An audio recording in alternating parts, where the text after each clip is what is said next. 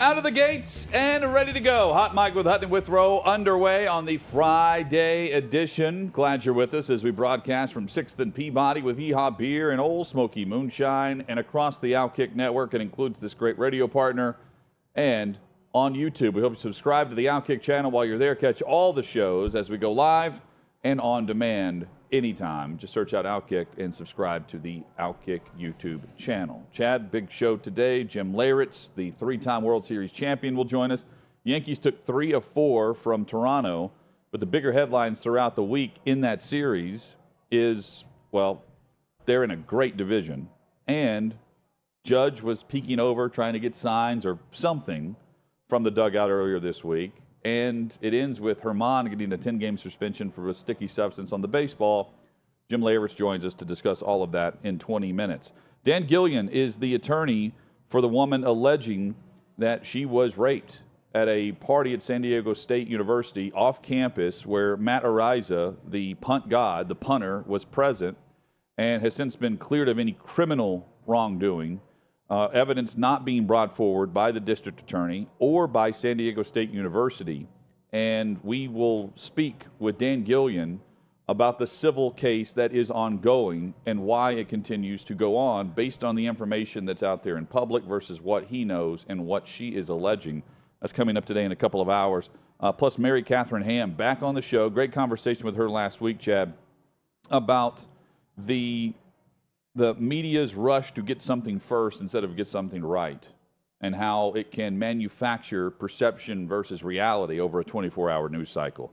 She'll join us right after our visit with Dan Gillian. Good afternoon.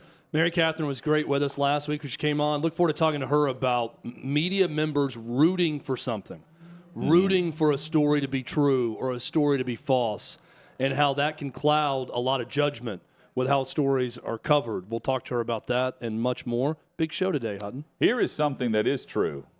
The NBA playoffs continue to deliver. Last night, L.A. and Denver. The Nuggets up 2-0 now over the Lakers for a team that has been under the radar despite being a 1 seed in these playoffs. They're just better. And both teams are giving it everything. Jokic and then Jamal Murray in the fourth quarter with 23 points, nearly outscoring the Lakers roster in the fourth quarter single-handedly. They're just better. The Lakers are extremely fun to watch, though, and their game. The question is, can they actually close out a game against Denver in what was an intense battle for Game 2? Credit where credit is due. LeBron James is tough as hell as an athlete and competitor. I mean, his foot has been injured in this series. You can tell when he's running up and down the court. He turns his ankle last night. He keeps going. They hit a 3 right after. He doesn't come out of the game. I mean, he can't shoot right now. You know, he's 0 from 3, I think, for 2 games straight. He probably should shoot the outside shot less. But the fact that he's out there playing and giving it his all right now is admirable. He's trying to not let any pain show until he walks off that court. And last night, those ESPN cameras were in his face on the walk off the court, and that death look that he gave the cameraman when he stopped him on the way off, you could just tell, like, dude, I felt like the camera guy please. was trapped. Like there was nowhere to go. He couldn't go around him. He kind of looked at him like, oh, man, come on. Are we leaving? Are we not leaving? Let's get go. off the court. Just kind of, please don't block me from getting off the court.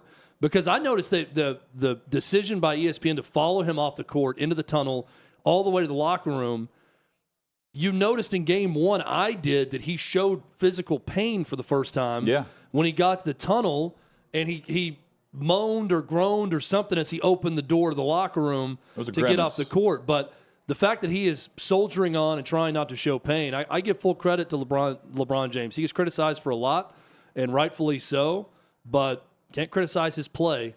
Can't criticize his level of toughness on the court and how he guts through these things. That's been impressive. And they've held the lead. Yeah. But last night, they've had night, chances. Jamal Murray hit a 3 to give the Nuggets a lead in the fourth, and they never looked back with like 7.5 minutes left. And the question is, are they done? Are the Lakers done as they head back to Los Angeles down 0-2 to the Nuggets? But, I mean, this feels a lot like the series that went back and forth with the Warriors, that the Lakers can catch fire here and return serve. But, Chad, they're not done. I don't feel they are either. Yeah, all the Nuggets just did was hold serve. Yeah. Right? I mean, they got to go to L.A., and the Lakers will have an advantage there. My big question is the health of LeBron James. Anthony Davis can't do it all on his own. The Lakers have some good players around them, but they're going to need more role players to step up if they're going to beat this Nuggets team. The Nuggets are clearly better, but this series is not over. And something that I really admired about the end of that game last night, and anyone that was watching that fourth quarter, this is a testament to both teams and what NBA playoff basketball should be. I thought multiple times that one of the two teams were going to start throwing up. They were so exhausted at the end of the game. LeBron James, hands on his knees, fully exhausted. There was a point where Nikola Jokic just sort of slowly inbounded the ball and let it bounce a couple times because you could tell they were going so hard on offense and defense that the Nuggets needed about 5 seconds to take a breath and walk in that game. I want to see more of that. This is what I love. Show me a game with high stakes in any sport, but especially in the NBA playoffs, where at the end of the game, guys are so exhausted they can't talk trash. There's no extracurricular because there's nothing they can physically do outside of the basketball game because they are so tired. Jamal Murray could barely make it through his post-game interview. He was so out of breath. This is a small thing to many, and some people may watch this think, well, of course they're tired, after the game. That's not always the case. This level of exhaustion and this much given up over the course of a game, I absolutely love to see it. And this is why the NBA may be, after all, gaining some fans back. Because once again, it's about the basketball. It's not about who's kneeling for the anthem or what autobiography LeBron James is. Yeah. Or what autobiography LeBron James is reading. It is about the games and the fun stuff around the games with trash talk, right, with owners getting into it with star players, all of that stuff. All the tides are rising right now for the NBA. Can they continue to take advantage of this? Well, and now, you've got game 2 coming up tonight with Boston and Miami, with the Heat holding a one-game lead. They've lost the 2 previous series in game 2 after holding a one-game series lead. They're building stars in that regard. And, Chad, with LeBron on the floor, eyeballs will be tuned in. And you're right, it's about the product. And Nikola Jokic, excellent. He's not dominating the game in the same way last night, but he's power on the rebounds and assists. He's constantly involved in everything Denver does. And then Jamal Murray, who was shooting like LeBron James, honestly, throughout the first 3 quarters of the game, caught fire in the fourth quarter. He's another budding star. And normally I would point to, that's Denver and the altitude, right? Playing a factor on why they're so tired. But, Murray has played there all season. He's acclimated to some degree. They're bragging about the altitude at the free throw line where it's embedded in their floor. Same way they do it Mile High. You normally see guys gassed on the road, not at home. So I'm with you, Chad. It was fun to watch, and it's a product that I've been longing for from the NBA. Screw the politics. Let's get back into the sport of basketball. Let's get back to business. Jay Wayne on the YouTube chat says, LOL, what? LeBron James is the softest athlete of his generation and possibly all time. Come on, Chad. Also, the Nuggets go up 2-0, and you start off talking about LeBron. Well, we're talking about the series and talking about other things also. LeBron James flops a lot. He flopped last night at one point also. But I'll say this. For those calling the man soft, look at what he's playing through right now and how he's not leaving the game. And I love Michael Jordan. I am a Michael Jordan absolutist as the greatest of all time and better than LeBron James. Michael Jordan would stab his grandmother to win an NBA playoff game, okay? You know what else Michael Jordan would do if it was part of the game? Flop to win an NBA playoff game. LeBron James is simply a byproduct of flopping around basketball that is rewarded. They're trying to get away from that. They are. But it's still something that happens too often. What didn't happen in the 90s when Jordan played and dominated was a lot of flopping. But if that was a part of the game and Michael Jordan thought that he could win an NBA playoff game on the road because Nikola Jokic extended his arm and he knew the ref could be on his side, if he exaggerated falling to the ground to get possession and win a game, Michael Jordan would have done that because Michael Jordan did whatever it took to win a game. I love something Jeff Van Gundy said last night during the broadcast. He said, if you truly care about winning, you don't care about the conditions of winning. That is fantastic. And it is 100% true.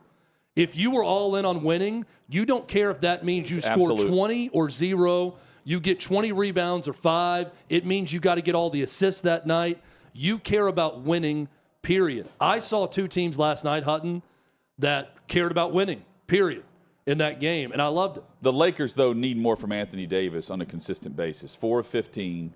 He had 4 big turnovers in this game.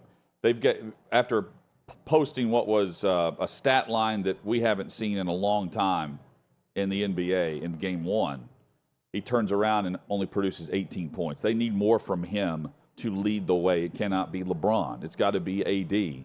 And that's how they've got to compete against Jokic, because they're running a bunch of different guys at him on the defensive end. And when it's not AD on Jokic, Anthony Davis has to come through on the offensive end. Chad, another absolute that we see is the overreaction to this time of year where rookie quarterbacks get into OTAs, they join their team for the first time, and media gets a glimpse of what these guys are doing, and then social media goes crazy. 2 examples. The first being Bryce Young and how small he is. Let me tell a secret here about OTAs. Bryce Young is the exact height and weight that you think he was playing at Alabama and playing at for the NFL Combine and weighing in and getting measured at the NFL Combine. He's tiny compared to other quarterbacks in the league. And this has gone viral with just how small he looks behind the Panthers' offensive line, where at one point you can't see him as he's faking a handoff and throwing a pass, and he's standing behind his offensive line as it cut off there. It's a really bad angle for him, too. It was a really bad angle the way the thing was shot. The angles were there at Alabama, Chad, yeah. is my point. This is nothing new, but the overreaction of, oh, look how tiny Bryce Young is, as if it's some, like, new revelation that has just popped, breaking news. No, he's still deserving of being the number 1 overall pick. We saw what he did in college, and while the height and weight played a factor in every debate going, he was the unanimous, surefire number 1 pick based on the position he plays and the quarterbacks that were available in his draft. This is not a major headline. It's just a cool it moment. Don't overreact until there's time for overreaction when we get to the season. Number 2 is Stetson Bennett. Stetson Bennett ends up being a draft pick of the Los Angeles Rams, and he's throwing bombs against air down the sideline in Los Angeles for their OTAs. And you would think this guy is like trick shot on his knees from like the 30-yard line, throwing 70-yard bombs down the field and hitting the goalpost. Not the case. Stetson Bennett is the same quarterback we saw at Georgia that you're seeing in these highlight reels that are very brief snapshots of what we get from these NFL practices nowadays. Stop the overreaction to the quarterbacks. Even though Stetson Bennett and the trajectory that he's on, he will eventually win a Super Bowl for the Los Angeles Rams and retire, go get a degree from Georgia, and then give the suck it sign, DX style, to all of us who doubted him. Because everyone has, and I continue to doubt the fact that he's an NFL quarterback, but here's Stetson Bennett with Sean McVay, the prince of the NFL coaching right now. And we look around and go, man, Stetson Bennett's got a shot because he's there with Sean McVay, rather than just saying, hey, this is the same quarterback we saw at Georgia and the same quarterback that even Georgia didn't want just prior to when he went on the 2-game winning streak and won the SEC championship. Whenever they lost to Alabama, the SEC championship game before the first title, there was debate on whether or not he should even be the starting quarterback. And now all of a sudden, he's the heir apparent to Joe Montana. He's just playing for the Los Angeles Rams. And it's Stetson Bennett throwing bombs down the sideline against air. Let's just cool it for a moment with the highlight reels. Well said, Hutton. And if you remember, 2021 season, we were on the road with OutKick at the Alabama-LSU game. And we were on the sideline before the game. And you and I both turned to each other looking at Bryce Young and said, man, he's a lot smaller than I expected. He is. And it's not just a height thing. It is a jarring... And it's part of what makes him so great is that he plays the game like an NBA point guard with a little bit of no look to it and last-second decision. That's the right one. He's much smaller than point guards, though. Yeah, and but he's got the frame of a point guard, he does. right? I mean, yes, he's got a basketball, wiry-type build. And the other thing that I've noticed about that Alabama sideline when they were warming up is they had some absolute manimals on the offensive line that were enormous. Yep. And he looked really small. next to those guys. To your point, much like he looks very small next to NFL offensive linemen. But let's not act like Alabama doesn't also have NFL-sized offensive linemen that he was playing behind. It does look like a child behind the offensive line. Yeah, it was jarring in that one because I think some of it is the distance they are away from it and the angle probably makes it look worse than if you were right up on top of them. Yeah. He's going to look small compared to those guys either way, but it was almost an optical illusion looking at where it looked like a little boy playing with grown men behind that offensive line. It was not a great look for Bryce Young, but what will be a good look is the way he's going to be able to use his arm talent in the NFL, and I think he's going to be great. Matt Ariza was supposed to be great. He was deemed the punt god coming into the NFL, drafted by the Buffalo Bills, but then soon after cut because allegations surfaced based on a rape allegation, gang rape allegation from San Diego State University from 2021. This came to light in the fall of 2022, and then the Bills released him. And since then, no criminal charges have been brought his way. In fact, the DA said this last December that they didn't have enough evidence to prove one way or the other to take it to trial, that they could find a conviction based on the reasonable doubt that's out there. Meanwhile, since then, video has surfaced, reports have surfaced that there is those that were in the room, that are on video, because Ariza is apparently not in the room, were on video. They also are not going to face criminal charges based on the evidence that's in that video, again, according to reports. Well, Matt Ariza joined Tommy Lahren yesterday on Tommy Lahren is Fearless here on the OutKick Network and said, while he holds nothing against the Buffalo Bills, he's certainly not going to just take a payment and accept some type of agreement where he's saying that instead he would rather hold those accountable for lying and faking accusations instead of settling on these accusations. There's a lot of people that say, hey, listen, you could settle this civil case for about 50 grand, probably cost you a heck of a lot less than you're spending on attorney's fees at this moment and in the past. So why not just settle and make all this go away? Like you previously said, the damage has been done. And if I was to settle, that would waive my right to countersue. So at this point, we're the heavy favorite, and continuing this any longer is going to be very damaging for them. So I'm not willing to settle. There's Matt Ariza, a portion of that interview there with Tommy from yesterday on OutKick. Dan Gillian will join us. He's the attorney for Jane Doe, the woman that's making these accusations, that says she's correct in her version of this story from the civil side. We'll get Dan Gillian's response to what Matt Ariza had to say and ask him exactly what they're after based on the evidence that we can at least read and hear about right now off of that case.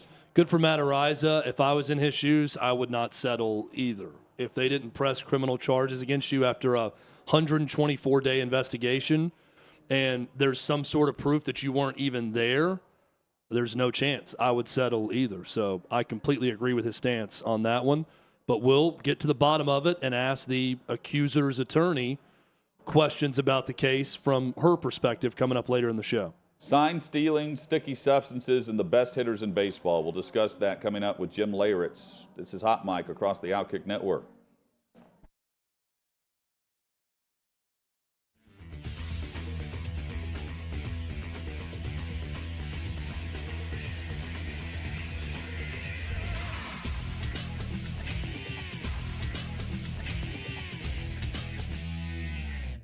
So let's see the video that John Morant was dumb enough to have posted. A guy said this: John Morant has more money to go anywhere in the world, and he chooses to go to Instagram Live. Now, John Morant is a fool.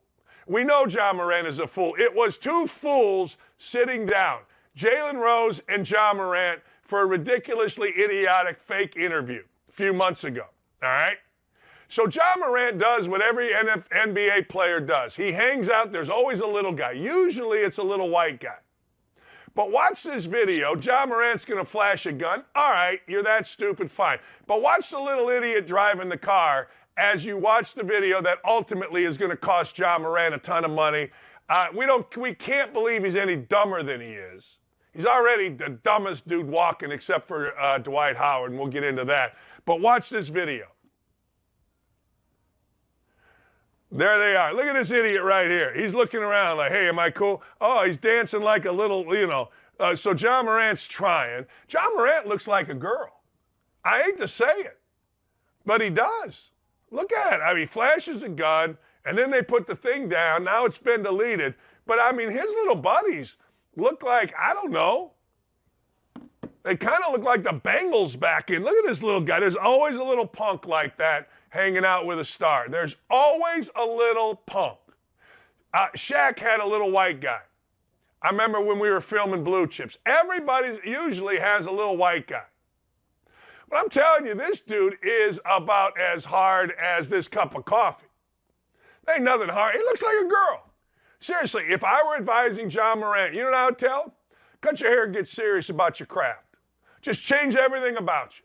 Seriously, just change everything about you. You're a great player. You're a great talent. You have a great family, although those people have lost their mind as well, his family. But I'd tell you, get serious about your craft. Put your life into your craft. Forget about the other crap. Cut your hair, change your look, change your thing, change everything about you, or grow your hair longer. I don't care. But what I usually used to tell people, and I know I'm the old guy, but it always works, cut your hair, get serious about your craft. I've told guys in business, cut your hair, get serious about your craft.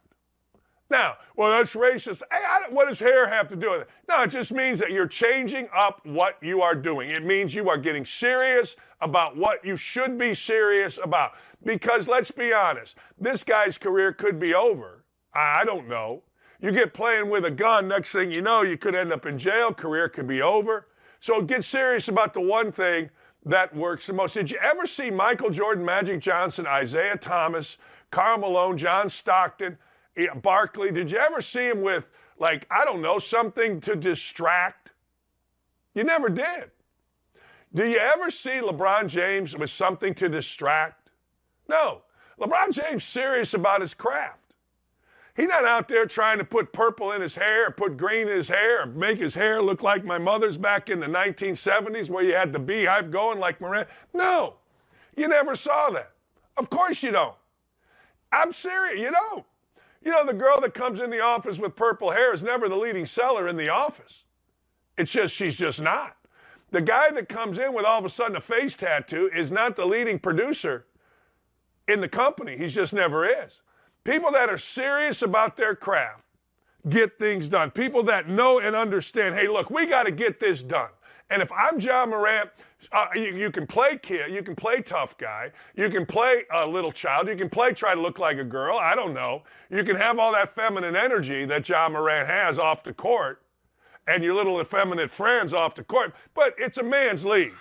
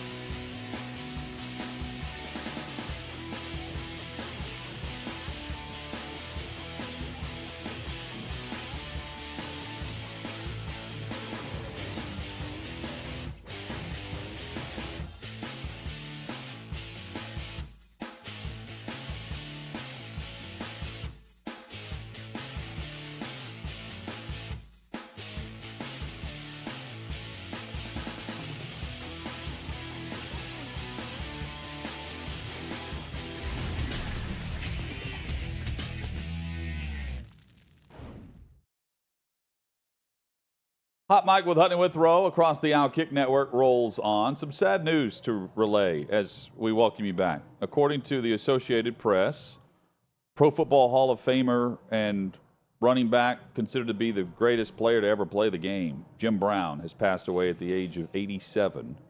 A spokeswoman for Brown's family said he passed away peacefully in his L.A. home late last night with his wife by his side. One of the greatest players in pro football history, Jim Brown, dead at the age of 87. We will certainly dive into that legacy throughout today's show. Chad, one of our favorite guests, back with us. One of the best talking baseball. Jim Leyritz joins us. A busy week for the New York Yankees, Jim, with taking 3 of 4 from Toronto and what has been a fantastic start for the entire division. Meanwhile, you've got Judge looking over at something, signs or, talk and chatter and people chirping, and then he crushes a homer in the 8th inning, to Herman getting thrown out of the game for sticky substances, and the tack on the baseball is too sticky according to the umpire, 10-game suspension there. And all the while, they get 3 of 4 from Toronto. So just another week, another series for the Yankees. Yeah, another dull weekend in Toronto. No, it's interesting, some of all these things that are happening. I watched, we'll talk about Germán first, but, the situation with Scherzer with the Mets and now with Germán. And they're not using the spider tack. They're not using the stuff that's illegal. They're using what's being told by them from Major League Baseball to use. How this is happening is the big question mark. And I don't get it. I don't understand. I don't think, especially Germán, who with this same crew was caught the last outing that he had. Why would he be doing it again? And be that blatantly obvious? I don't think he's that stupid. I just think they've got to figure out what's going on, where this rosin, or maybe the clubhouse people are making the rosin different now to make it stickier. Who knows? But it's definitely going to be a problem. Well, I don't know the protocol. I know it's crew to crew and umpire to umpire, and it's on their discretion on what is too sticky, right? And I just don't understand how it can be that minute of a detail for one person to figure out. Okay, this is. But if he starts one game later with a different crew and a different series begins, maybe it's not deemed too tacky for that umpire's liking. Yeah, I mean, again, if it's not something besides rosin, or I mean, if it is something besides rosin, then yes, it could be considered illegal. But they're allowing these guys to use the rosin. How can how can they be suspended for that? And again, I don't understand it. I'm not in with Buck Showalter in the clubhouse. I'm not in there with Aaron Boone. If it was my player and it was rosin and it was truly that's all it was, I wouldn't be accepting a 10-game suspension for my player. So that's kind of where I kind of wonder what's going on. We know there's a book out on umpires about most everything, amongst clubs, amongst players. Is there a book out on umpiring crews and how they judge sticky substance? And if there isn't one already, should there be one with teams to know which crews allow what and where you really got to watch yourself from game to game? Yeah, I mean, that's something new that we may have to put it back into the game. Or maybe they just have to outlaw rosin. I mean, they outlawed the pine tar. Now that the rosin might be the next thing to go. You just wonder from a scientific point, because the way I sweat, is it different than the way Matt Scherzer sweats? Is it different than the way Germán sweats? Is it something in their chemical balance that makes it more sticky, even though it's the same substance that all the other pitchers are using? That's something that they may have to look into. All right, Jim, do you buy Aaron Judge that he was looking over at the dugout because someone was chirping, or do you think that he was looking back, trying to glance to see where the catcher was setting up? It depends on what articles you read in the paper. The one I saw a couple of them, and one of them said that they did have the guy's pitches, and the first base coach was signaling them, which was not illegal. It's not against the rules, and it was something that they picked up that the actual pitcher was doing, not a video camera, not a center field camera. It was literally what he was doing on the mound. And the kid, that pitcher, even admitted that he found out that he was tipping his pitches. So for me, that's just good gamesmanship. That's not, cheating. At the same time, yes, you would rather have Judge come out and go, you know what, we had his pitches and we were relaying them instead of chirping at the dugout or doing something like that. That's, to me, that's where it gets a little muddy.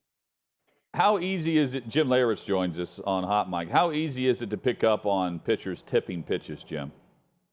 All right, it's really that was one of my specialties because I wasn't in the lineup all the time. My job was to basically sit and watch the pitcher and pick up how he tipped pitches. And to be honest with you, probably 60 to 65% of the pitchers back in my day were tipping. Kevin Brown was my teammate in San Diego, and he came to me one day and he said, "Can you watch me throw and tell me what you see?" And I said, "Yeah." So I watched him, and sure enough, every time on his split, he would dig in.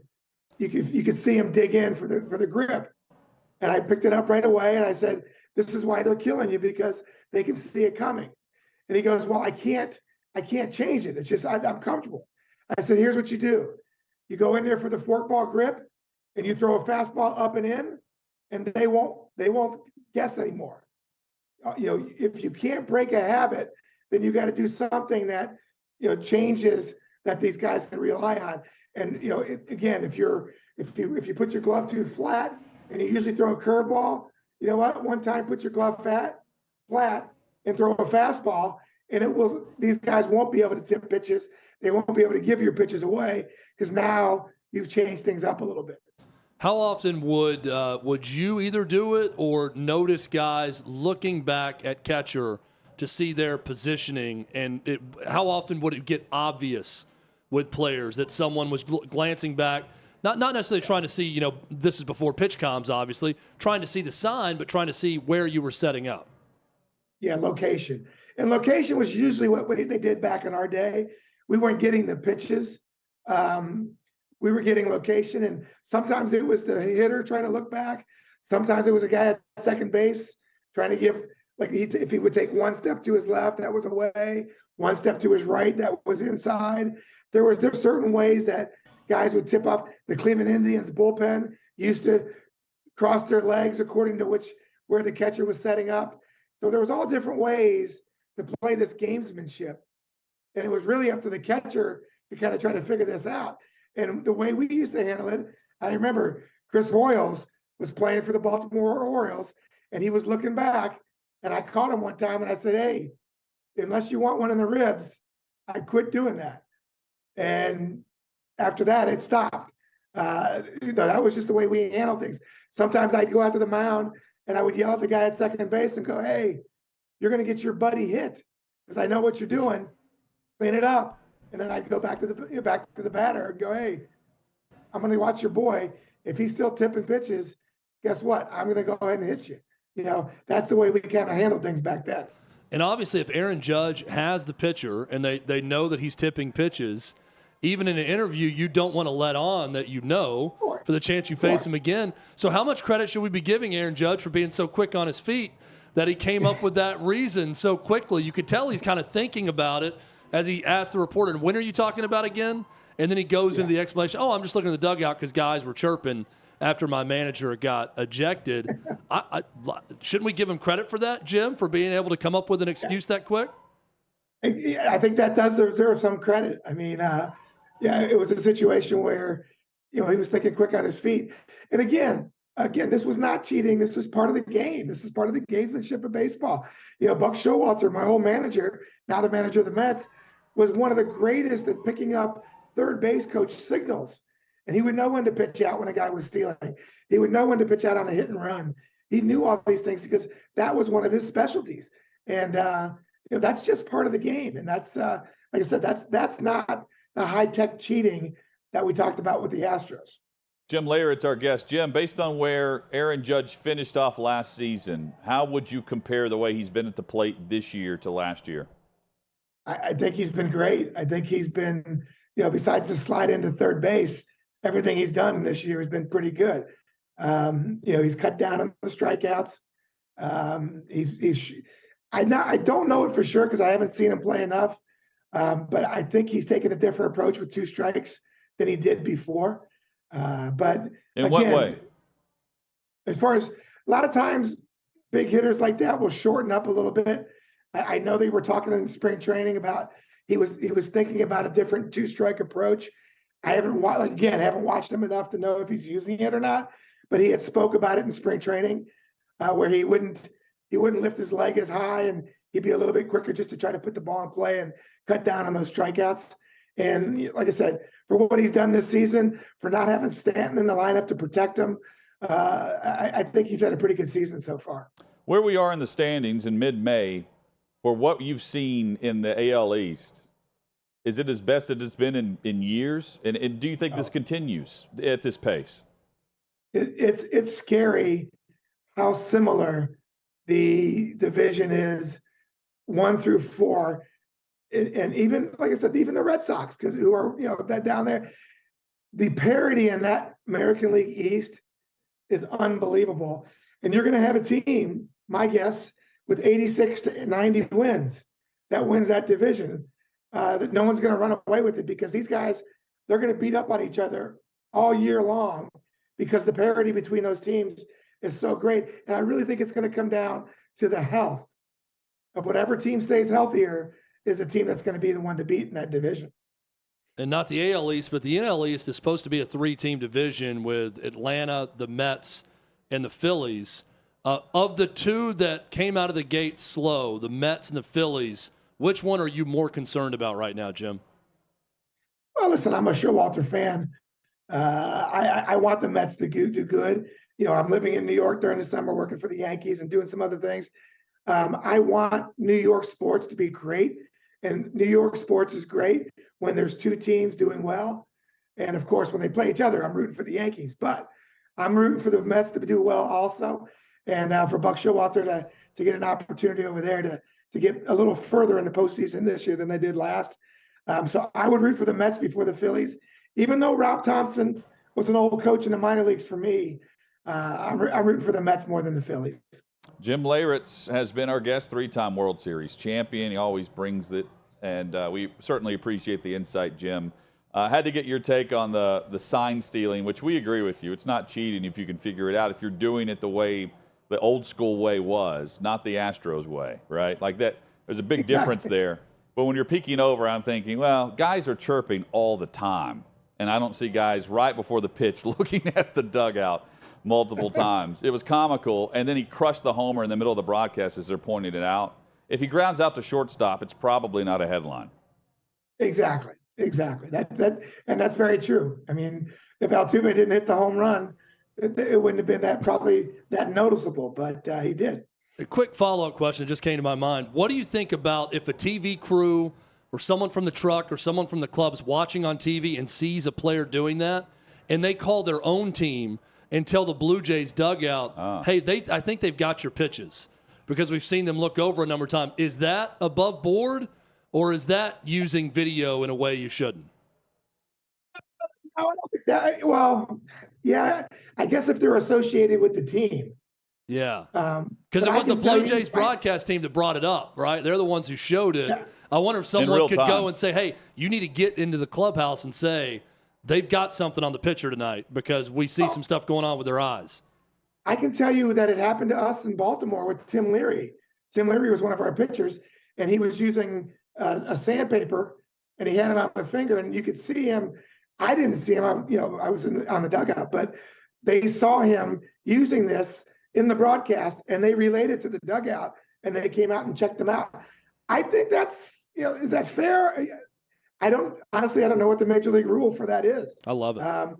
I know myself, I've sat behind home plate before in Yankee Stadium when Kevin Long used to be the hitting coach. And within 3 or 4 innings, if I saw a guy tipping pitches, I could relay it to him.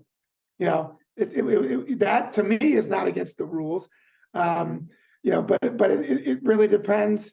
I do remember when I was at the Los Angeles Dodgers, and Sean Green was one of our players. And I came over to play with them, and I was telling the pitchers on the Dodgers how they were tipping their pitches. And Sean Green's like, don't tell them. I want to have to change the book on them. So everybody's different according to on whether you should relay what the pitcher's doing or whether you should. I'd rather have a kid find out, especially a young pitcher who doesn't know he's doing that. Give him the ability to find that out early, so he doesn't lose confidence in himself. And Jim, I'm sure there are times where it doesn't matter if the pitcher's tipping pitches. They're just that good that they're going to get their pitch. Randy Johnson. Yes. Randy Johnson tipped every single pitch. and he knew it, and he didn't care. With the glove open versus closed, is that what it was? Exactly. Glove closed, glove open. Yeah. And listen, the guy's in the Hall of Fame. You got to be pretty good. Amazing. Jim, thank you as always, man. We love having you on. All right, guys. Always a pleasure. Love my Nashville. Appreciate Thanks, you. Jim. Jim Leyritz has been our guest. Love the insight there. And, yeah, Randy Johnson, fastball, squeezing the glove tight, which was, 90% of the time anyway. Yeah. Change up, gloves open. Didn't matter. Didn't matter. Did not matter. The man killed a bird one time with a ball. So it doesn't matter for a guy to kill a bird. He tipped that pitch too, I'm sure. Yep. Coming up, we get weird, including the world's worst bank robber. Davey Hudson's got details next on Hot Mic.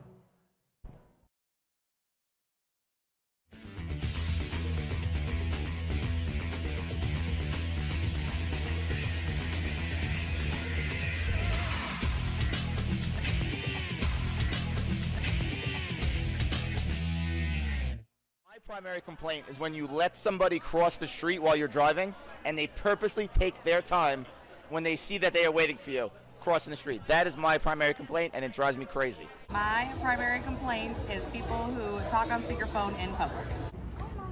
People that chew too loud. Number 1 pet peeve, telemarketers. Number 2 pet peeve, when people don't understand the menu that they're serving.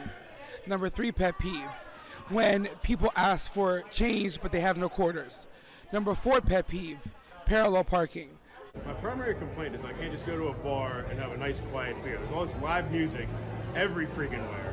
Like, I'm just trying to go to a bar, relax, have a beer, watch the game, but no, we gotta have these guitar players and these bands. Why can't I just hang out and just relax, have a beer, and watch the Memphis Grizzlies? I mean, is that too much to ask? I do not appreciate or condone anybody that litters. I think you got to keep your planet clean. It's turning your nose up to everybody that has to clean your up. Quit littering. My primary complaint would be wobbly tables at restaurants. Another pet peeve I have is no courtesy flushing. No one believes in that. I believe in it. Thank you. Another pet peeve I have is when people have AirPods in. Excuse me. Another pet peeve I have is when people have AirPods in and they're singing louder so everyone can hear what they're not supposed to listen to. When people eat smelly food on the airplane. Dishes left in the sink. My primary complaint is when I'm out to eat with somebody and they bite their fork as they are putting the fork in their mouth to eat. When people bite their fork and scrape that, and when they're eating dinner, you can hear like it's like nails on a chalkboard. Hell no. My primary complaint is when people complain about me when I bite my fork. Those folks who are in the airport talking on their cell phone very loud so everybody else can hear what they're saying even though we really don't care. My primary complaint are drivers who do not stop on a pedestrian crosswalk. Period. My last pet peeve is that when people text you, they text you that they're busy, or if you call them, they answer and say they can't talk. Either way, just don't respond. You can't text me, don't text me back. And if you can't answer the phone, don't answer the phone to tell me you can't talk.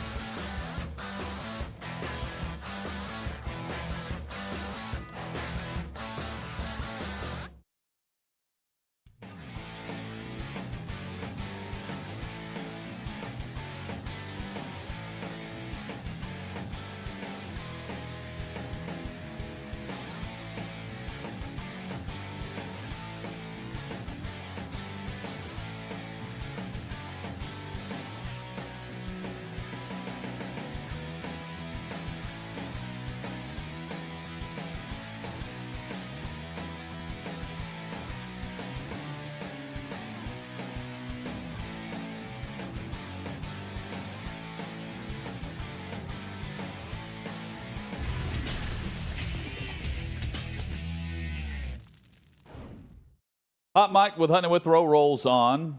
Again, all-time NFL great running back Jim Brown has passed away today at the age of 87. We will give our thoughts on that coming up in a matter of minutes, about 10 minutes or so. And Chad, he's one of the greats. In fact, many point to him as the greatest football player of all time, period, regardless of position, pound for pound, 6'2", 230, never missed a game in his career, 8-time All-Pro, led the league in rushing 8 different times throughout his career, left the game at age of 30, an all-timer. Paul Hornung once said, hey, I'll take Jim Brown over anyone at anything. That's how great he was. Great lacrosse player at Syracuse also. Yeah, and some consider him the greatest college lacrosse player in history. Yeah, he's got kind of a Jim Thorpe level of mythology around him as one of the greatest athletes of all time. Major activist as well. He was a movie star at one point. One of the more intimidating people I've ever met in an interview setting was looking into the eyes of Jim Brown. I mean that from a respect standpoint. We'll discuss more coming up. We will. We'll hit some headlines as well. But right now, it's time to get weird. Let's get weird. Let's get weird. Weird. Get weird. Weird. Get weird. All right, Davey Hudson, what do we have this week? Guys, we had an eventful week, and I'm going to start us off with some fun stuff. We have a woman who has ruined her mother's marriage. You might be surprised how this came about. Okay. This woman, Talia Madison, I just want to say that I make sure I do my research. She has an OnlyFans account, so we spare no expense here at Fox and OutKick. Made sure to go in, check everything out. Used your already active account. It all came back clean. But it turns out that Talia ended up having a subscriber that was kind of interesting in how the interactions were to happen. It turns out it was her stepdad. Well, her mom finds out about this. The divorce is no longer... It didn't make it through. It wasn't through, thick and thin. It just, they kind of called it at that point. And I kind of wanted to get your guys' perspective on how you would view this situation. I mean, is it one of those that's just like divorce, like right off the bat? We're not even going to discuss the situation. I think it depends on the relationship, but that's a tough one to come back from if your wife finds that you are a subscriber to her daughter's OnlyFans account, your stepdaughter. I'd also need to know the extent of their relationship. There you go. Okay. Like, did he raise the daughter as a stepdaughter, or did they marry a year ago and she was already 25 years old? See, that is a when great they met question, and married, Chad. right? I mean, knows. There's a level of almost incestuous behavior if you were around this girl when she was little and you helped raise her. It's a very valid point, and I agree with you. It turns out, though, that this man has raised her since she was the age of 11. Okay, so then he probably should be investigated by criminal authorities. Yeah, so in this case, and divorced. Well. Yes. But yeah, the divorce didn't happen. Talia took to TikTok to kind of describe the event and how that all went down. I'm not going to play it. It was very long, but it just goes to show that, there's some ways you can ruin a marriage faster than others. The moral of the story is if your stepdaughter has an OnlyFans account, don't subscribe to her OnlyFans channel. Subscribe to her friends. Yeah, just find out the friends that you're into. That's what you don't do. Next one we have, obviously, that was in Australia. We're going to come back to the U.S. We're going to go down to New Orleans. We have what I consider the world's worst bank robber, but I do have to appreciate the dedication. We got an old lady. I've already forgot her name. That's not important. We do have a picture of her. The thing is, she was robbing this bank in New Orleans while using a walker. Wow. She can't even escape. I mean, how do you even process this and thinking, you know what, I'm definitely going to be able to get away in this situation that we have here? She hands the teller a note. That was on the screen basically saying, give me your money, and nobody will get hurt. Robbed, put your money in the bag or people are going to get hurt. And wow. She has a walker. You might be surprised. She should have been better off threatening I don't want to give people ideas here, but with the walker, it's a clunky walker. She could have threatened some sort of device inside the walker. It's so big. It's like she's got carrying something in it if she really wanted to pose a threat. Yeah. There's Kathy Lynn Hamilton. She was able to get $500 and then hit the road. As you might suspect, the cops were able to catch up with her very quickly. So, was she driving? Do we know? No, she was just using the walker to get away. She didn't even have a getaway plan. I'm all about you shouldn't risk your life for some job where you're working as a teller or working behind the register anywhere. So you probably just give the robber what they want. This is one where I'm all for that bank teller just saying, you know what? Not today, ma'am. No, I'm not going to give you anything, and you're not going to do anything about it. In fact, I'm pushing the red button right now in front of you, and the cops are on their way. This is one where I'd have been all for that. Any other time, I would say don't be a hero, give them money, then call the authorities and let them deal with it. This is a case of go ahead and get her caught right then and there and refuse to give her money. Yeah, Miss Kathy did try to rob another bank a couple of years back. Her getaway plan that time was to use a bike. So obviously in better health at the time. So Yeah. Bike versus walker now. Mobility's a little bit less a few years later. But either way, yeah, it's not looking good for her. There was a story, I don't have this one for today, but I remember, I was like, are you just trying to like go to jail? Because this is a great way. There was a man in Kansas who robbed a bank, but he didn't actually rob it. What he did was he just said, like, I have a gun, give me your money. And then he just waited for the cops to show up. And when they asked him why, he's like, I want to go to jail to get away from my wife. And I'm like, props to you, man. There's better ways you can go about it. Fake your death. Fake your own death. If you really want to get away from your situation, just fake your own death. That's what you should attempt before getting arrested. There are people who don't want to get paroled. They'd rather stay in jail. Yeah, wasn't it the the lady from the Tiger King thing? Carol Baskins? Didn't her husband possibly fake his own death? No, that was just according to her. That's what she was saying. Yeah. Don Lewis. I choose to believe that he successfully faked his own death. Davey, what else do you have for us? Yeah, our final story, guys. We're coming back to Tennessee. This one, we have an unconventional ingredient put on the salad down in Newport, Tennessee. Oh, Gomer Sanderson. You get a picture of him here. You can tell he's been Gomer? up. Gomer Sanderson? Yeah, he's been up to some shenanigans. Well, it turns out he sprinkled a little bit of meth on his girlfriend's salad, and she had to go to the hospital. God. Or as we call it, tweaking on the Tennessee trash. Look at old Gomer. Gomer Sanderson. Was he doing this like to mess with her, like or to kill her? Oh, no, he's like, hey, let's have a little fun. Hey, as you might guess, he was already high on meth. Of course he was. Yeah. She did not appreciate it. She told the cops she did not do drugs. Secrets in the sauce. So she ended up being rushed to the emergency room. Maybe it was a hint that she should lose weight. We got a story. It's an extreme hint, like, hey, we're serving salad tonight, and on top of that, you're going to get a little bit of meth because I've heard meth kills your appetite. Yeah. Then you're not going to eat ever again, and then you're going to get skinny again. Maybe that's what he was telling his girlfriend. While no one here condones the use of drugs in any form or fashion, I do think it is interesting that they chose salad versus a Big Mac. You know, it's like we got to make sure we're healthy with this. Would you rather have meth on your salad or your Big Mac? And in this situation, all about weight control. And I will say, I'm all for the justice system playing out in most situations. But if your name is Gomer Sanderson, you did it. You are absolutely 100% guilty of whatever you've been charged with. If that comes across my docket and I'm a judge and I see that face and I see the name Gomer Sanderson, I'm like, I don't need to hear arguments on either side. Send this guy to jail right now. He did it. Gomer did it again. Gomer Sanderson. Better name Gregory or Gomer Sanderson? I'd be like, Gomer, you have been wreaking havoc on this community for years now. It's time that you go away for a while. Yeah, you'll be surprised this wasn't his first offense. No. Not surprised nor his last. Nor his last. We won't be fooled with old Gomer. The same way we're not going to be fooled by John Moran again when it comes up. Coming up, new details in the Brett Favre scandal. Plus, we will discuss the life and the career and legacy of Jim Brown. That's next on Hot Mic.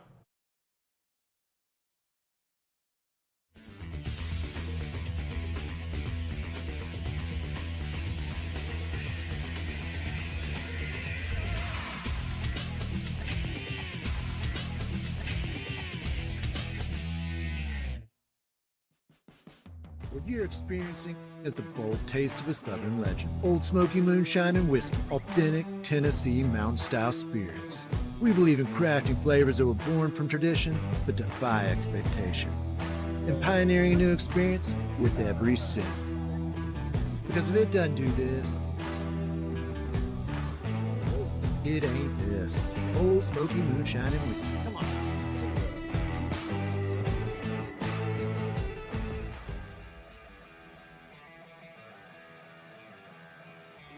Welcome into OutKick the show. I am Clay Travis, your fearless leader. I am going to continue to argue that sports is one of the great unifying forces in all of American life. ESPN is a sinking ship.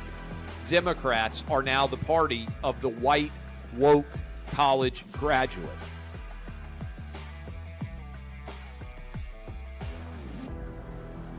We live in a land of participation trophies. You gotta lean into the turns.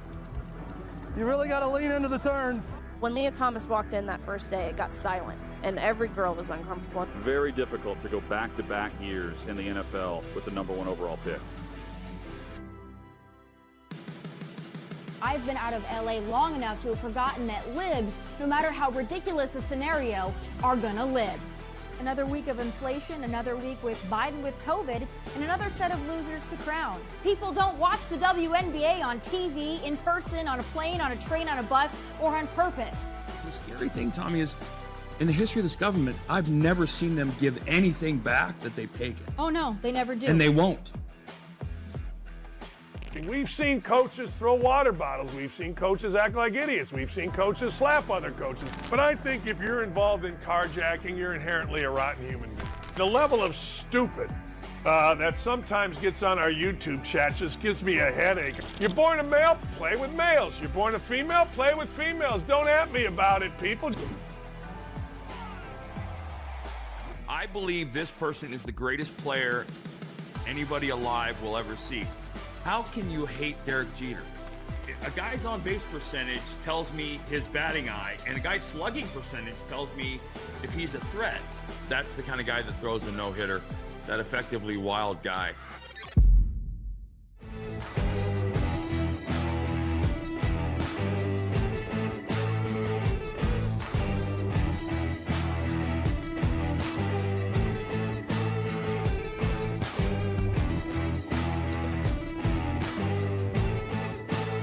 Old Smoky Moonshine and Whiskey. Bold taste of the Southern Legend.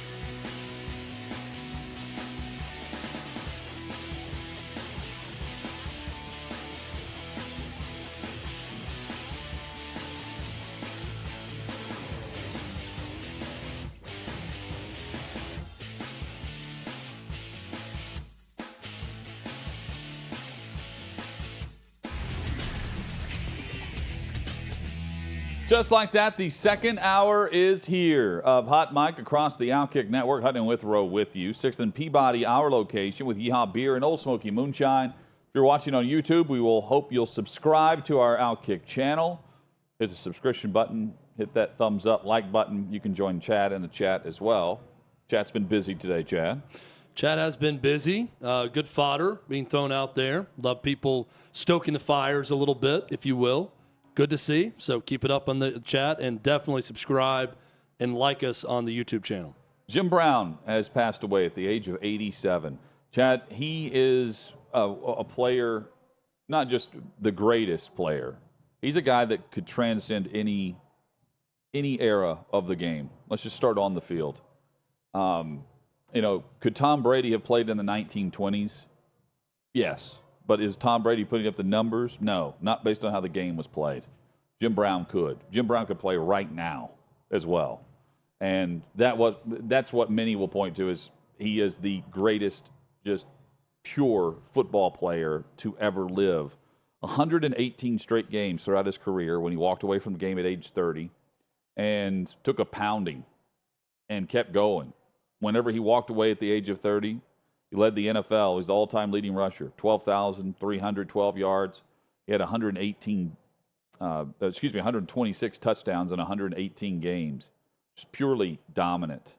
And then off the field, he was an activist, and you mentioned he was an actor. Yeah. Nearly three dozen films, I believe, throughout his career. I remember the Any Given Sunday was one of those. One of the later ones that he did.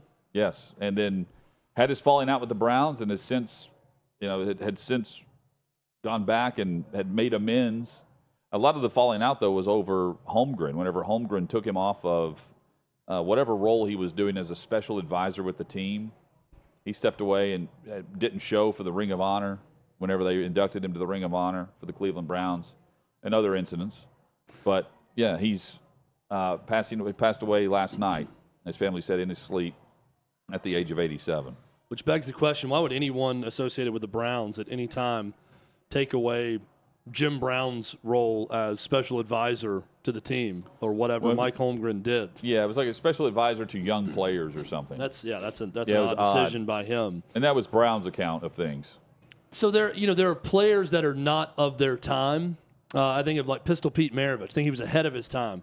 Jim Brown is one of those very rare guys who was of any time. He was of his time because he was a titan of his time, and he was a giant and a legend. But he would have been a legend in any time frame as a player ever because of his size and his ability. Did a lot of things beyond the football field also. And I remember meeting him at a restaurant in Nashville working for a radio show. He was there for a charity event and sat down for an interview. I remember shaking his hand, and I was in my early 20s, I think, early mid-20s at the time, and meeting Jim Brown and being legitimately intimidated by someone's presence for one of the few times in my life. He didn't say anything rude to me or mean or anything else. There was just this understanding and level of gravitas that I was around someone who was an absolute living legend. And there was a piercing look in his eye when I met him that I still remember to this day.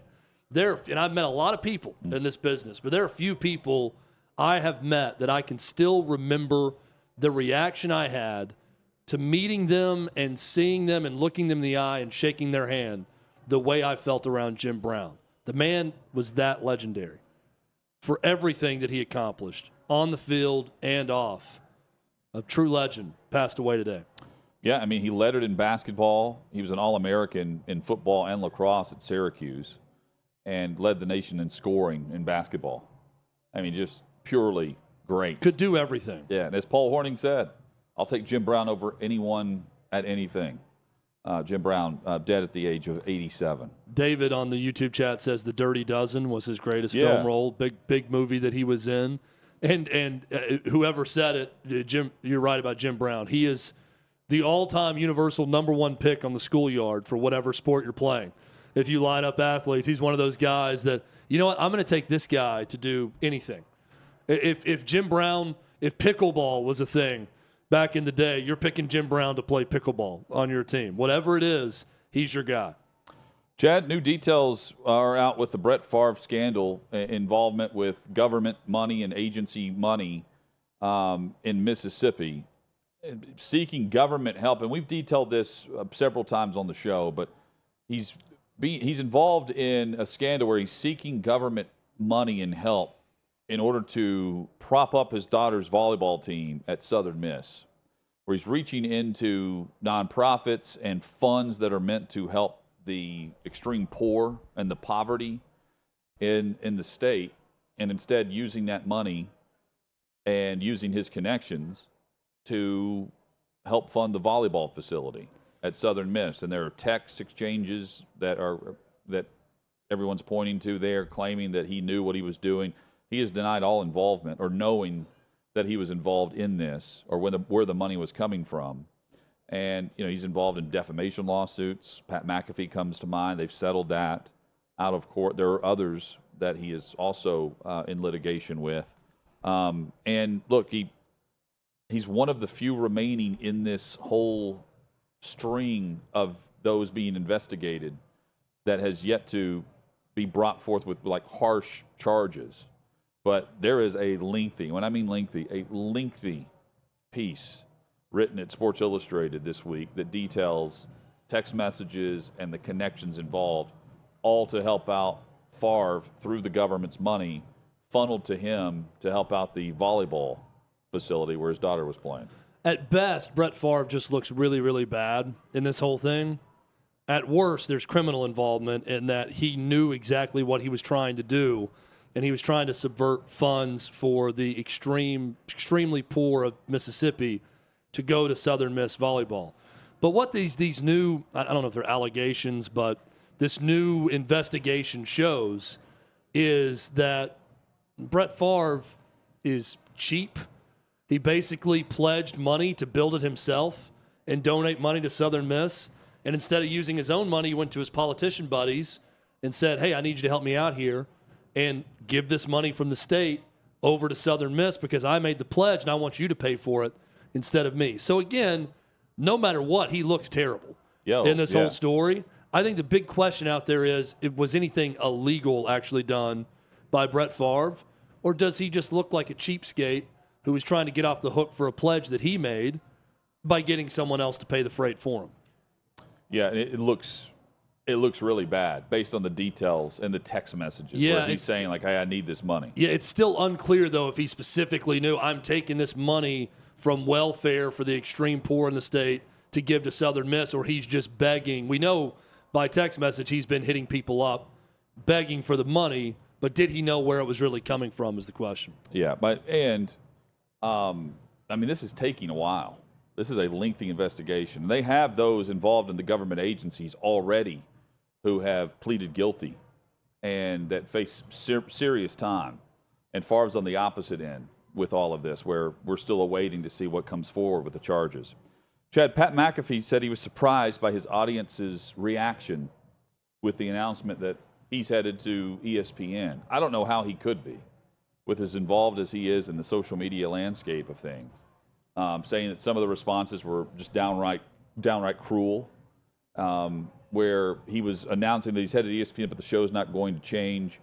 And there's going to be backlash with that, right? When you build an audience and they feel like you're with them from the ground up, right? As you build out your platform and your brand, and then you sell that brand or you hand over the rights to that brand and you're taking it to another platform, one that they're trying to escape, right? In many ways, you're going to face that backlash. I don't know how Pat was naive to that point, thinking that it would just be a parade in his honor based on this move. Yeah, and I just think it's also, I don't know if naive is the word I'd use to describe Pat in this instance, more of he is a pretty agenda-free guy. He's not a platform guy, right? J.J. Redick seems like a platform guy, an agenda guy. When he's on ESPN, that's not Pat McAfee. He's all about fun, being smart, entertaining, doing all of that. I don't see him as someone who's going to come in, carrying the torch for any one side of one issue or anything like that. He is there to be a clown, to entertain, right? To make sure the show is fun, and he's doing what he wants to do, which is great. That's what you want in entertainment. And I think he probably underestimated the association that many now make with ESPN. So when you side with ESPN and they see you as someone who's independent and they see you go to ESPN, people one way or the other, and it's not necessarily fair, take that as, oh, you've joined them. Yeah. Now you're one of them. Okay. You're no longer my guy. You're not independent. You're not Pat and his show that'll have Aaron Rodgers on and talk about anything. You're one of them now. Well, he specifically said in the past, though, this happens, by the way, when anyone joins any major media company. People see it one way or the other. But what they have are clips of Pat McAfee whenever ESPN would not let ESPN personalities come on his show. There are clips on social saying, of Pat back in 2021 saying, this show will never effing be involved with ESPN. Yeah, and that looks bad. Yeah, and that's the clip that's circulating. That's why I would say don't deal in absolutes in this business or any other one, especially if you're on camera or microphone for a living. Yeah. Because when you say something definitively that you will not do, and then you do that thing, it's going to come back to burn you, and rightfully so. It's coming back to burn Pat McAfee. And now he's saying that the show's not changing. That's also an absolute. But it will change. Yeah, and with that statement, you can't say the show's not changing by following up by saying we're just not going to use the F word anymore. Because that was part of the show. I don't think it's a deal breaker for the show to be good or bad or anything like that. But, well, here's one area where it's changing. He can be entertained without it. Yeah, there will be others. Now, I also think ESPN is spending money on this show and hired him for a reason. They like the show. They like him. Sure. I don't think they're going to micromanage him to death on content and what he thinks is funny or fun or a hot button issue or entertaining or anything like that. But I do think naturally something's going to come up with a concerned sponsor or a concerned league partner or something where even if we never see it and we never know because he doesn't talk about it, ESPN is going to shift or manipulate in some way against something he wants to do. That's only natural. It's going to happen. This is where I will use the naive word that you use, Hutton. I think he's being naive when he says the show's not changing at all for that reason. There's going to be something.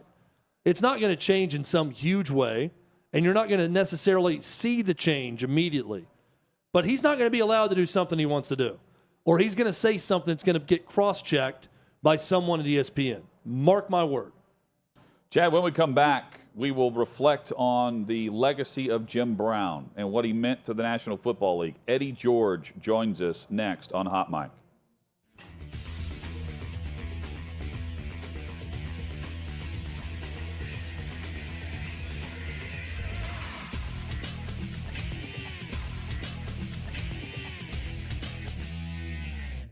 So Jake Bird is a reliever for one of the worst teams in baseball, the Colorado Rockies, who are just horrible. And apparently this middle reliever who was called up for the called up to the big leagues for the first time this year. So he's toiled and worked his butt off. Decided he was going to pull a little old school, going to date myself, Al Hrabosky, and challenge and act like an idiot on the mound because he got an out. He did that against the Phillies. And in doing so, Bryce Harper took exception and went basically to the Rockies bench and said, let's fight.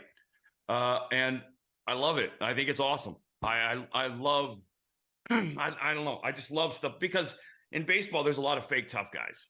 There's a lot of fake tough guys who talk the game, and then there's the tough guys are actually the guys that don't talk tough for the most part, like Pedro Martinez or Nolan Ryan. Nolan Ryan never said anything. He just threw 107 and put it in your ribcage if he didn't like you. Pedro would knock you on your ass at the drop of a dime. But I love that. I love guys like that. I love guys that are real and authentic. And Bryce is clearly a leader. And I since the day I met him I think I met him when he was like 12. It seems like his first year in the big leagues.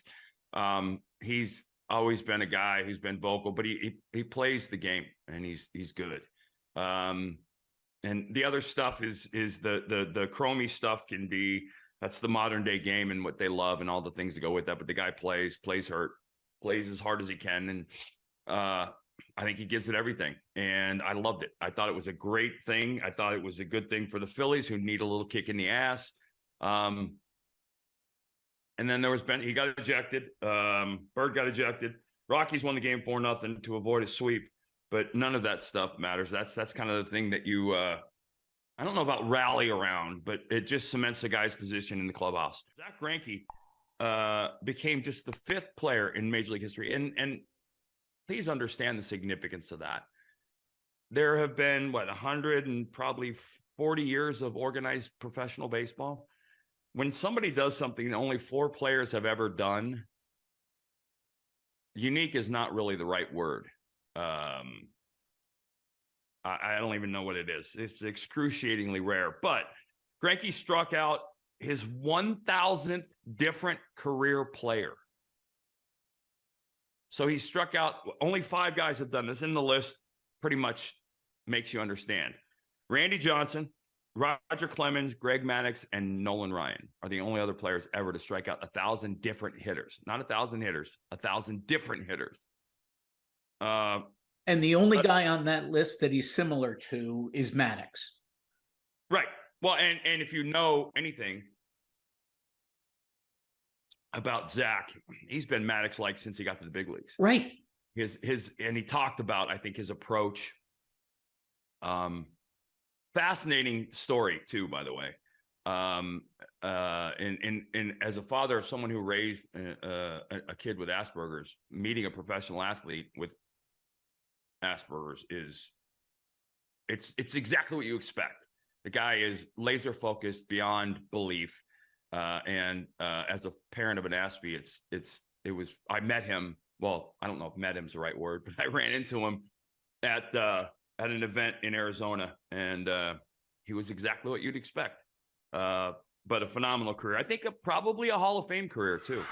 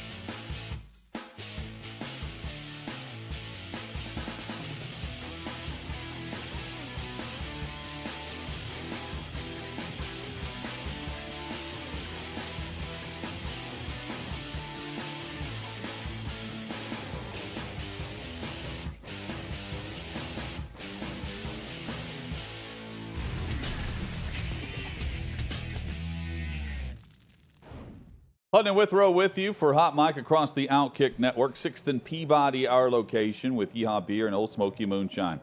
We're reflecting to begin the hour on the life and career of Jim Brown, Pro Football Hall of Famer, the legend, passes away at the age of 87.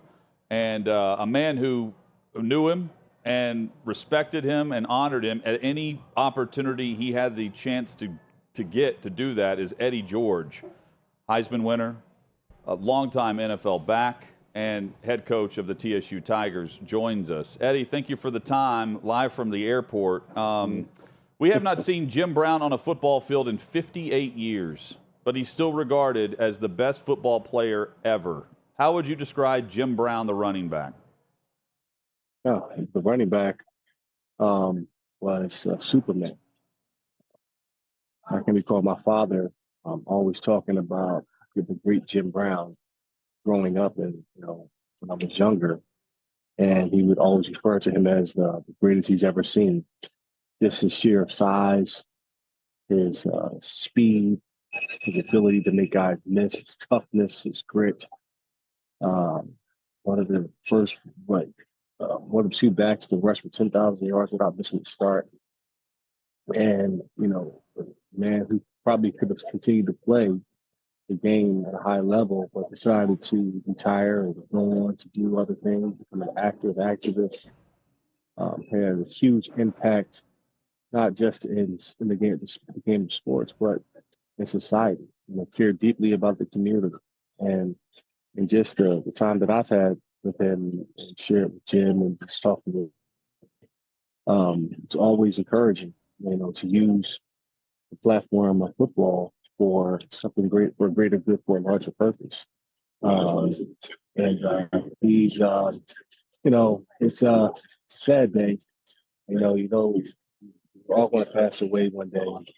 But when you look at his legacy and what he was able to do in and off the football field, just the respect that he's had through the generations of football players in the NFL, how guys have respected him, it's unmatched. And, it was a life well lived. Eddie George with us on Hot Mic across the OutKick Network. Eddie, that was Jim Brown, the running back. How do you describe Jim Brown, the man that you came to know? Well, man, just a wonderful human being, great husband, father, grandfather, a friend. I spent some time with him, and he's always encouraged me, to be the best I could be, whether that was as an actor or the things I'm doing in my life now, to continue to approach that with excellence. Just a quick story about Jim. A couple of years ago, when the draft was in Nashville, he was there with his wife, and I had an opportunity to present the second round draft choice for the Titans, and I'm kind of hosting the whole deal, and I'm backstage, and I have on this amazing suit, and Jim points to his wife, gets me to come over, and says, "Man, that suit is amazing." And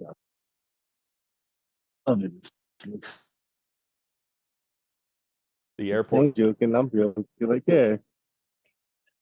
Can you hear me? I got you now, Eddie. Go ahead. Yes. Okay. I don't know where I left off. So he liked the suit. Where can I get one? Story. And you jumped in and said, "Oh, yes, I've got you covered." I got you jokingly though. I was like, I'm thinking he's taking it as a joke. So about 20 minutes later, he pulls me back aside and says, "Well, who's the young lady that made it?" So I said, just Joanna Alba, great company. I gave him information, and that was that. See him again, hear from him for about a couple of weeks, and I get a call about 3 months later, saying from Joanna, "Hey, Jim Brown has placed an order for suits." And he said, "You're going to buy it for him." And I'm like, you know what? Hell, why not? He was my idol growing up, my best idol. And I bought Jim Brown a suit. I love that. The man knew how to get it done in many ways. It was clearly. not a cheap. It was not a cheap suit, Chad. I can tell you that. No. And Eddie, I was. No, yeah. If Eddie had his own tailor make it, I'm guessing it probably wasn't the cheapest of suits. It wasn't exactly Men's Warehouse. No. Is what we're talking about. It's not where he sent him to get fitted. Eddie, I was just talking about it, but the one time I had a chance to meet Jim Brown, you know this as an actor, right? Gravitas is a word used to describe someone that's got that presence. He had that presence the one time I had a chance to shake his hand and meet him. You feel that when you're around the guy, not just the player and the man you knew, but what was the feeling like around Jim Brown, knowing everything that he had done and experienced in his life, both on the field and off? Oh, just being around him. And you knew you were around greatness.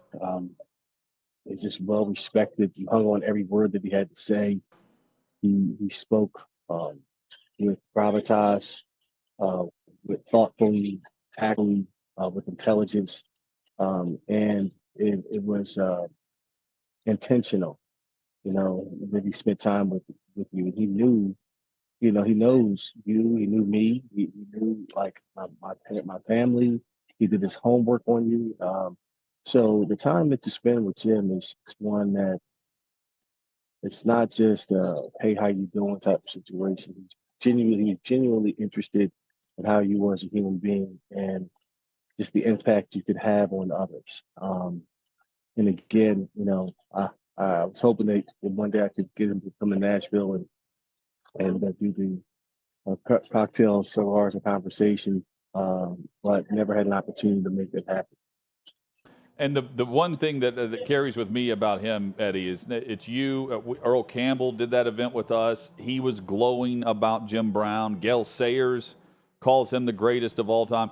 Everyone at the position and anyone that's played ball that has watched him play says he's the greatest pure football player, period. And we mentioned Paul Hornung said he would take Jim Brown over anyone at anything. He was the All-American at lacrosse, two-sport athlete at Syracuse. I mean, he could do it all. Jim did it all. He could do it all. He backed it up. He was a consummate pro, an athlete that was, you can talk about Bo Jackson, Deion Sanders as one of the greatest athletes to play, but certainly Jim Brown is probably number one when you talk about that. It's crazy too. I was cleaning up my house today for the past couple of weeks, and I came across his jersey that I haven't got framed yet. I said I got to get some framed at some point in time.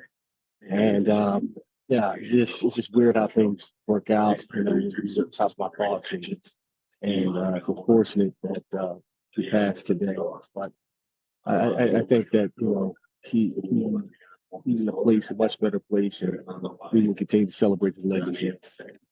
Eddie George has been our guest reflecting on the life and legacy of Jim Brown. Eddie, thank you for the time, man, on short notice, sitting at the airport on your way to another destination that's probably better than our weekend trip. So props to you, man, and thank you for joining us. No problem, man. Absolutely, man. Love you guys. Yeah, thanks, same here, man. We'll chat soon. There's Eddie George. When Eddie is raving about a player, it's legit. And he only speaks that way about a handful of guys in the time I've been around him, Chad. He's not one to quickly heap praise on just anyone. And obviously, Jim Brown, one of those players worthy of that praise. I want to say I've asked him before how much he spent. It was like a $10,000 to $13,000 suit that he ended up buying. It's amazing that he just threw that out there, and Jim's like, oh, okay, you got that for me? Great. Yeah, but he was like, he's thinking, it's, we're just kind of spitballing here. Yeah, you just something you say to someone, I got you, man, I got you, kind of laugh about making small talk. Like, oh, yeah, here's the car. Who made it? Who's the tailor? Okay, I got you. He's jotting it down. He goes over there and says, put this on Eddie's tab. Yeah, Eddie's got me. He's going to buy this suit for me. I love it. He kind of laughed. He was like, yeah. What else I love about it is that Eddie didn't say, yeah, no, it's on him. He said, no, if Jim Brown thinks I'm buying him a suit, I'm going to go ahead and buy it, even though I wasn't planning on that. Yeah. Hit us up with your thoughts. Chad, you can certainly relay some of the thoughts of those in the chat with us on YouTube on Jim Brown's legacy and the number 32. hey, the number 32 in the NFL this year, that's going to be honored. That'll be on every field across the league. It's going to be maybe on every jersey this year, too. They may have a patch for every jersey or on the helmet for every team at least. Certainly could be the case. Damon Arnett, former first-round pick for, at the time, the Oakland Raiders, now Las Vegas Raiders. He's facing charges. He allegedly pulled a gun on a valet in Las Vegas when he was, and I believe at this time he had just signed with Kansas City, trying to catch on to a different team after the Raiders had released him. They didn't bring charges initially. He ends up with Kansas City, and then this incident happens. No charges initially, and now, after more evidence is surfaced, they are bringing charges against Arnett, who was a part of the 2-pick first round for Mike Mayock and John Gruden. But Clark County says that they now have enough to bring forth these charges. And for a guy that's coming out of Ohio State with plenty to play for, allegedly pulling a gun on a valet, because the valet dared ask him for his ticket before he gave him the keys. He brandished this weapon, grabbed the keys from the box, and then just took off. And he's been charged with those counts. So, not good. Serious charges there. The Mike Mayock drafts. Awful. Not good. Not good. Not a good experiment for the Raiders. Chad, where do you come down on this? Can defensive-minded head coaches develop young quarterbacks? And if you really start to think about, I think on surface level, you're like, yes, if you're a good head coach, you can develop a young quarterback and develop them well. Really polish them to the point where they reach their ceilings. But if the defensive-minded head coach is always going to hire the offensive coordinator, if the offensive coordinator is going to get all the praise, right, for the play of the offense, that coordinator is eventually going to leave and become a head coach elsewhere, right? He gets hired away. And then you're left replacing coordinators all the time. I don't think it's Pro Football Talk with the column, and it came through Alex Smith. Alex Smith recently said, hey, I just don't get the sense that the mindset is the same way for organizations across the NFL, for a defensive-minded head coach versus a guy who came in because of whatever offense he was running. It is hey, we're going to throw it, we're going to press it, we're going to try to run up the score. And meanwhile, the defensive-minded head coaches don't turn it over. We're going to play great defense. Time of possession is crucial. And when we have the ball last, we're going to drive down and get points and win the game. That's more of the mentality in the locker room when you enter it with a defensive-minded head coach. I found that interesting coming from Alex Smith. Meanwhile, you've got a handful of defensive coaches now with young quarterbacks. D'Amico Ryans in Houston. And right here in Tennessee with Will Levis and Mike Vrabel. Just 2 instances there. Meanwhile, Anthony Richardson and Bryce Young, they've got offensive-minded head coaches grooming them, and they're not going anywhere for any time soon. Meanwhile, the coordinators at either spot possibly could. They could rise and become head coaches elsewhere. Robert Saleh's a defensive guy, right? Oh, yeah. With the Jets, so defensive guy now with Aaron Rodgers. I think it's a great spot to be in if you're a young but he had or Wilson. Any offensive coordinator. You know, I think back to like the Ravens team, having Eddie George on makes me think of this, but those Brian Billick Ravens teams where the offenses were terrible and he's an offensive head coach, but the defenses were masterful. Yep. And I feel like everyone that coached defense for those Ravens teams got a head coaching opportunity or elevated to defensive coordinator somewhere else, turned into a great spot with them. When you're the opposite of the head coach, you inevitably get more credit for that side of the ball. No doubt. So if you're an offensive coordinator that goes to coach with Robert Saleh, let's say, or whoever that's known, Mike Vrabel with the Titans, someone known for defense and former defensive coordinator, you become the de facto head coach of the offense. And in doing so, you're going to get credit when that quarterback has success, and you're going to get more interviews and more opportunities to be a head coach. If you're the quarterback coach that is a part of that defensive head coach's staff, and you develop a young quarterback, you're going to get opportunities to be offensive coordinator and to elevate your career. So I actually think the opposite. I think it's a great spot to be in.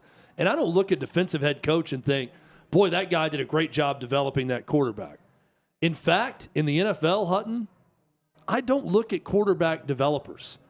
I look at quarterback cultivators. And what I mean by that is someone who can develop an offense based around the skill set of that quarterback and help them be the best version of themselves. Well, that's what the job is more to me at the NFL level. But there's than anything also, else. but the mindset, I think, is what Alex Smith was getting to here. It's, okay, you've got Brock Purdy, and you can develop an offense. But really, Brock Purdy was inserted in, we pointed this out the week he had to come in for Trey Lance, and then Jimmy Garoppolo got hurt, and here comes Brock Purdy. They just kept running the same offense. They were calling it, they're throwing passes on 3rd and 2 with Brock Purdy at quarterback, right? Instead of just taking the easy way out and just getting 3 yards on a handoff, they're throwing a 7-step slant for an 11-yard gain. And I think that's also kind of the mindset and the mentality of an offensive-minded guy. Plus, if you've got a young – meanwhile, if you're going to, quote-unquote, groom the quarterback for the slow and steady pace that a defensive-minded head coach is going to take, you're really not developing or cultivating all that much compared to what the other guys may be doing. And if you think about the best spots for quarterbacks, they're normally not the defensive-minded head coaches' teams. It's been Shanahan or McVay or, sprinkled out throughout the league, Andy Reid and other spots too. But not necessarily where the defensive-minded guys are. Yeah, I think that it's a challenge, certainly, because of mindset of the organization with the head coach leading the way. I also think if you can just whip that head coach's side of the ball, you're going to get elevated a lot quicker and become a head coach a lot quicker. Yeah, right. That's what the Ravens were able to do. I'm talking back about in the with day. quarterbacks, but those quarterbacks aren't following their coordinators, right? Oh no, yeah. And then that really holds back the quarterback development. If you're swapping coordinators all the time because your coordinator gets a bump up because of the quarterback play. I feel like the way the game is played now, I don't know many defensive-minded head coaches that I would claim are holding back their quarterback because of their style. Right? I'm just are we going to example? Not holding back. If Aaron Rodgers is not great with the Jets, I don't think people are going to come back and say it's because he's got a defensive-minded head coach. No, but that falls to what Alex Smith is saying, though. Zach Wilson was with a defensive-minded head coach. I mean, it doesn't just pick up for Robert Saleh this year. I don't. Maybe I'm way off here. Here's another one. I don't look at NFL coaching as developing quarterbacks. I look at the backups. I look absolutely at college. need that, I look at high school and college coaches in the quarterback development department. I think NFL coaches is more about cultivating what you have at quarterback and making the offense work for that quarterback first and foremost. Well, I think the best coaches, though, know their system and draft to it. Yeah, absolutely. It's one or the other, right? It's got to be. You can take the grocery and cook a great meal with it no matter what the grocery is, or you're getting a specific ingredient for the dish you're making, and you know how to bring that in and do it. The best example I can come up with, and it's not Bill Belichick, by the way. Bill Belichick screwed over Mac Jones with his hire at coordinator last year. It's not Bill Belichick. We can point to Tom Brady, the greatest of all time to play the position. I just don't understand what Belichick was doing with Mac last year, with who he hired. But I think the best coach that's not an offensive background-minded coach is John Harbaugh in Baltimore and how they tailored everything around Lamar Jackson. That's the best example of a guy who's not known for being the quarterback guy or the offensive guy. He was a special teams coordinator. Makes it work. And meanwhile, John Harbaugh was never an offensive or defensive coordinator, right? Just special teams before he got the job. Yeah. So, but that's a rare example of not being a coordinator on either side. Yeah. But of a great middleman CEO, right? Yes. Special teams coordinator, doesn't come in with some inherent bias to one side of the football or the other, doesn't have to be hands-on with one side of the football or the other, comes in and says, where's our talent? What do we need to do to win? And he's a good guy about going about making sure they're doing those things to win. I think Harbaugh is an interesting case because there's not many like him across the league. Chad, Super Bowl 60, same place that Super Bowl 50 was played. It's going to be in San Francisco. And that was the rumored spot to land Super Bowl 60. We know the upcoming locations now. So you've got Super Bowl 58 in Las Vegas this year. That will be on CBS. You have Super Bowl 59 in New Orleans a year and a half from now, and that will be on Fox. And then NBC gets Super Bowl 60 at San Fran at Levi Stadium. I've been in this cavern before. It's great once you're there. It's out in the middle of nowhere. And the Super Bowl 50 and Super Bowl 60, that is a coveted host site. Let's just put it that way, because everything will be. Remember the 50th anniversary Super Bowl and how everything was the gold and it went straight. It was promoted a year out. It was Peyton versus Cam in the Super Bowl that year. Yes, and Super Bowl 60 will be promoted the same way, and Levi Stadium gets both of those. I don't like the stadium that's so far away from the city. From the city itself. That it represents with the team. Santa Clara. And for a Super Bowl like that, I don't love it.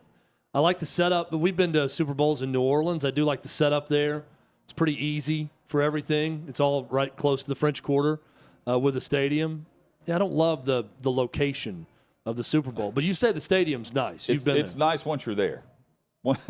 It is a cavern, man. It's massive. Well, Phoenix is sort of the same way. You know, your hub of all the information, everything going on is downtown for the most part with the media, and then the actual stadium is in Glendale, which is not all that close. And you've got other stadiums being built. It'll be post Super Bowl 60, though, before those Super Bowls end up in either Buffalo and Nashville, potentially Washington, and other spots. Who is signing up for the Buffalo Super Bowl to go cover that one?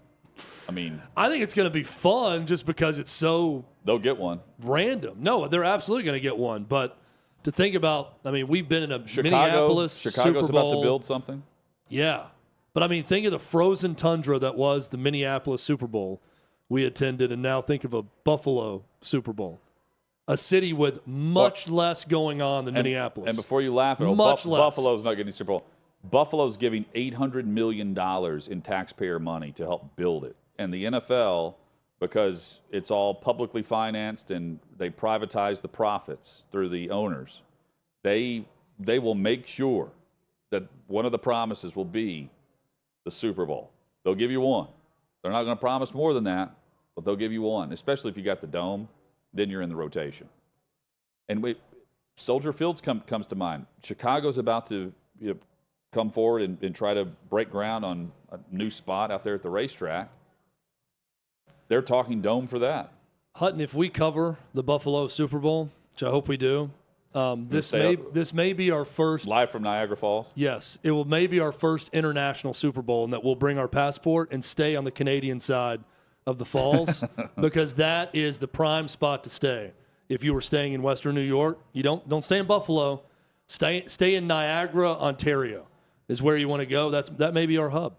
Coming up, a complete makeover that we've never seen before in college football on the offensive side of the football. One position away from making history at Auburn. We'll detail that. Plus, an NBA coach has a big reason why he thinks these NBA playoffs have been so good. That's next on Hot Mic.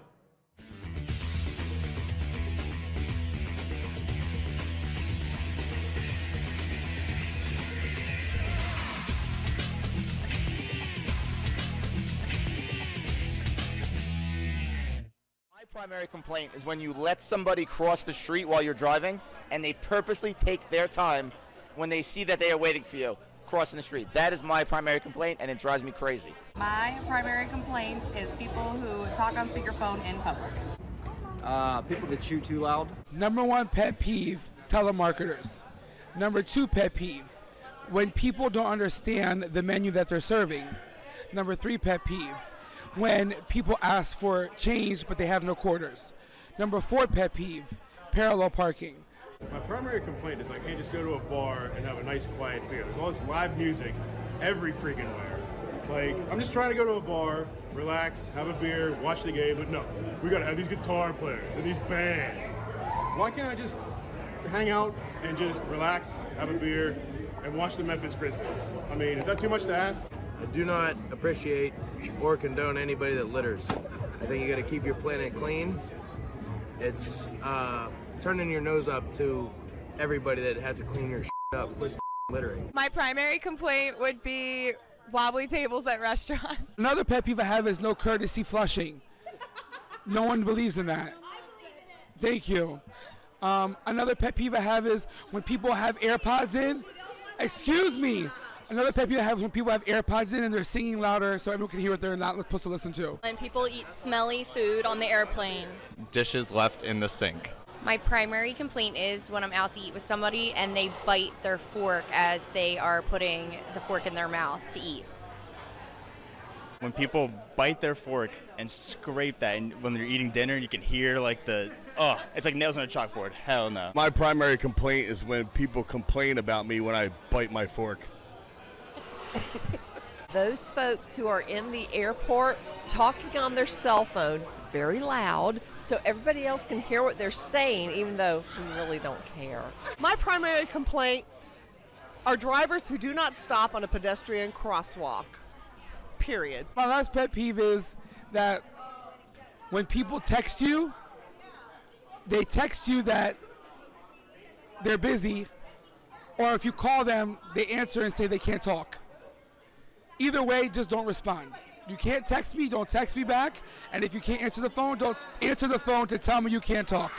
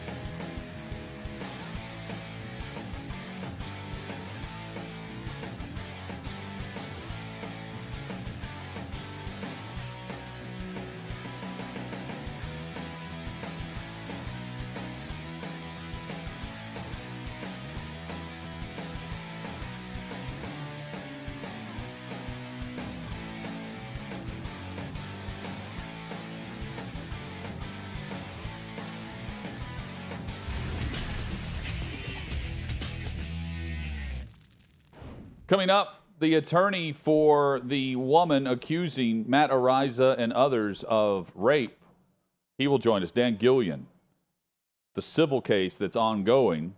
He'll join us on Hot Mic with Hutton and Withrow. That's coming up in 12 minutes from right now. Chad, the The Auburn makeover is unbelievable.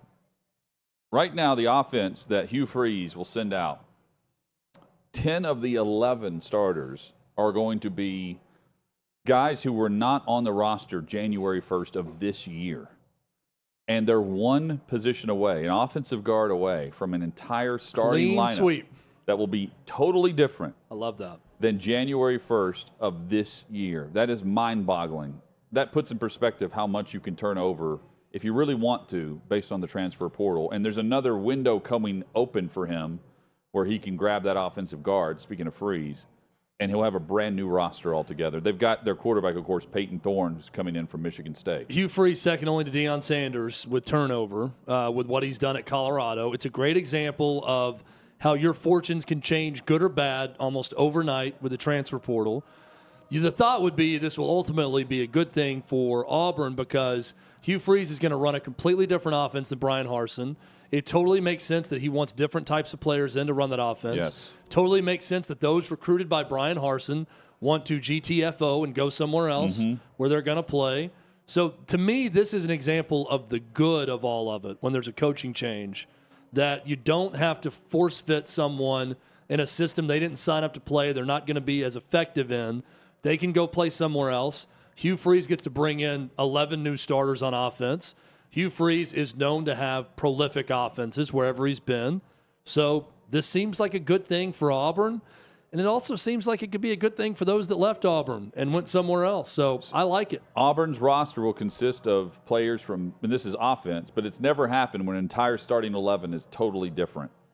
Michigan State, South Florida, Cincinnati, Ohio State, North Texas, Florida International, Western Kentucky, Tulsa, East Carolina, and another player from Tulsa. They've rated the Tulsa offensive line. And one of the guys from Tulsa, his last name, I hope this is how you say it, Muskrat. Well, look, the mid-majors would... I think it's probably Muskrat.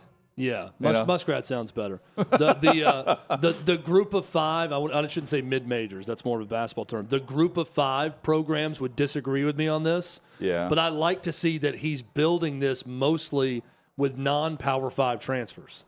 When you go up and down that list, a lot of group of five programs, guys are upgrading to the SEC because they're really good players in their conference. And I like it for those players. I haven't seen the study on this. Those group of five coaches, though, would disagree that they're getting rated. Well, I haven't seen the study Auburn. on this, though, Chad. So right now, Grayson Weir has a story at OutKick. And again, he's one position away. It's offensive guard. There are more than 50 interior offensive linemen with 3-star status or higher that remain in the portal right now. And I'm fascinated by the guys who don't get picked up and what happens to them. Do they just go back to where they were? Do they find a school to play? Do they really not care about playing all that much and they're just kind of out there to see where they could end up? Do they enter the portal as a reason to quit football, right? Instead of just quitting the team? I don't know. I'm fascinated by that story, though, because there's more players than there are spots at this time. Right now, you're just you're not even upgrading the position. You're filling depth now in the portal if you're at the higher end of the Power Fives. You've got your guys. Hutton, I would read that enormously long story if it was written about those players that don't get a spot, or I'd watch the documentary about the players who don't get a spot. Follow one position group like this and see what happens to those that aren't chosen in the portal. But who's the lucky guard that gets to go and gets the blessing of Hugh Freeze to go to the SEC for waiting? Probably someone from Tulsa. Any more Tulsa players on the list? Maybe. I realize that the list is lengthy. You get 2,000 plus players in the portal. I don't know how you keep up with all of it and recruit high school. Yeah, and I think it also just goes to show that recruiting can be a crapshoot when you're bringing in 3-star guys. Yeah. For a lot of these programs. A lot of these guys just may not be very good or have the work ethic needed to succeed at the college level. Or they're backing up someone and they don't want to back up people. Tyrann Mathieu, Honey Badger, was like, I had to back up Patrick Peterson whenever I came to LSU. And I loved it. I loved having to work behind him. And I would never enter the portal. Now you have the opportunity to bounce as soon as you figure out you're not going to be the starter. There's a starting job open at Auburn, at offensive guard. Chad, the NBA, we led the show by saying last night's another prime example. The product on the floor, the sport itself is being put on a pedestal right now in the postseason. Eric Spoelstra's team remains in the postseason, and he has a reason, a theory as to why it's been as good as it has been and why he points to where it is compared to any product they put out there in the last decade. How much did Jimmy kind of take control there of the game in the second half, not only with the scoring, Yeah. the kickouts, the steals, just all of just it. offense. Yeah, that's well said. Right, as one of the premier, if not the premier, two-way basketball players on this in this association, that's what we needed. We needed, him to make some plays defensively. We needed him to also just be, ball containment defensively. On the ball, off the ball, all that stuff. Settled us offensively. That's a big part of us, not turning the ball over, is just having a place where you can throw the ball and get a little bit more settled. I think even the 11 turnovers in the first half is a little bit uncharacteristic for us. We're a little bit disjointed offensively in the first half. But I think also you have to credit them. They got us out of our normal stuff, even though we were able to score 57. And then, down the stretch, Jimmy was able to just do everything that we needed, as a scorer or as a facilitator, and he's willing to do both. So Jimmy Butler's certainly one of the best players in the last decade. But what Spoelstra said was it's the play-in games that have led to the advantage, not necessarily always going to the home team or the higher seed, because you come in playing your way in, and then you get that boost of the play-in schedule to become the 7 or 8 seed. And he's not the first to say that. We talked with the Lakers play-by-play announcer. He buys that too. I don't think that you want to set up a situation where the highest seed is at a disadvantage going in. The purpose of being the number 1 seed or the number 2 seed is you played your way through 82 games to not be at a disadvantage and not come in cold while the other team has played big games. So I don't know that I like that. Chad, coming up, the attorney, his name is Dan Gillian. He represents Jane Doe in the civil case against Matt Ariza. We'll dive into the details and what he has to say about Ariza's visit with Tommy Lahren from yesterday on OutKick. That's next on Hot Mic.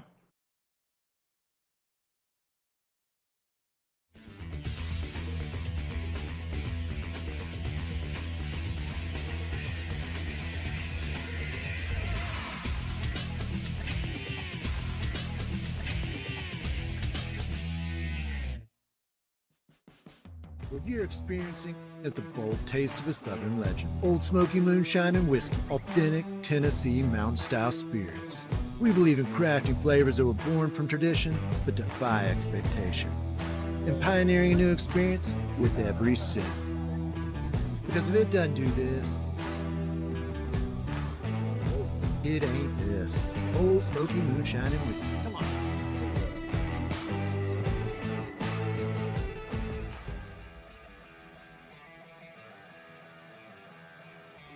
Welcome into OutKick the show. I am Clay Travis, your fearless leader. I am going to continue to argue that sports is one of the great unifying forces in all of American life. ESPN is a sinking ship. Democrats are now the party of the white, woke college graduate.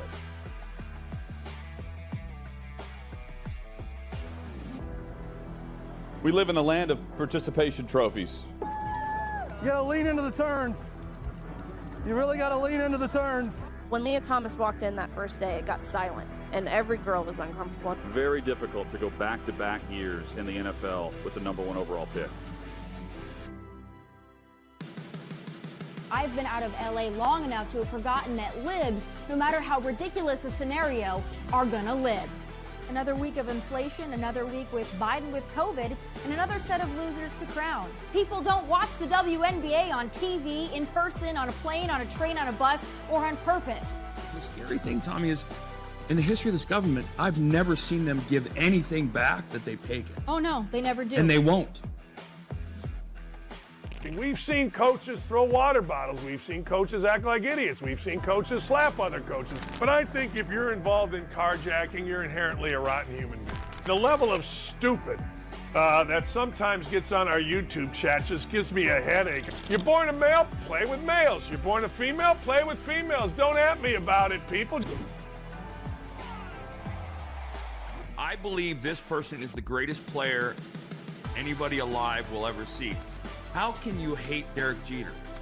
A guy's on-base percentage tells me his batting eye, and a guy's slugging percentage tells me if he's a threat. That's the kind of guy that throws a no-hitter, that effectively wild guy.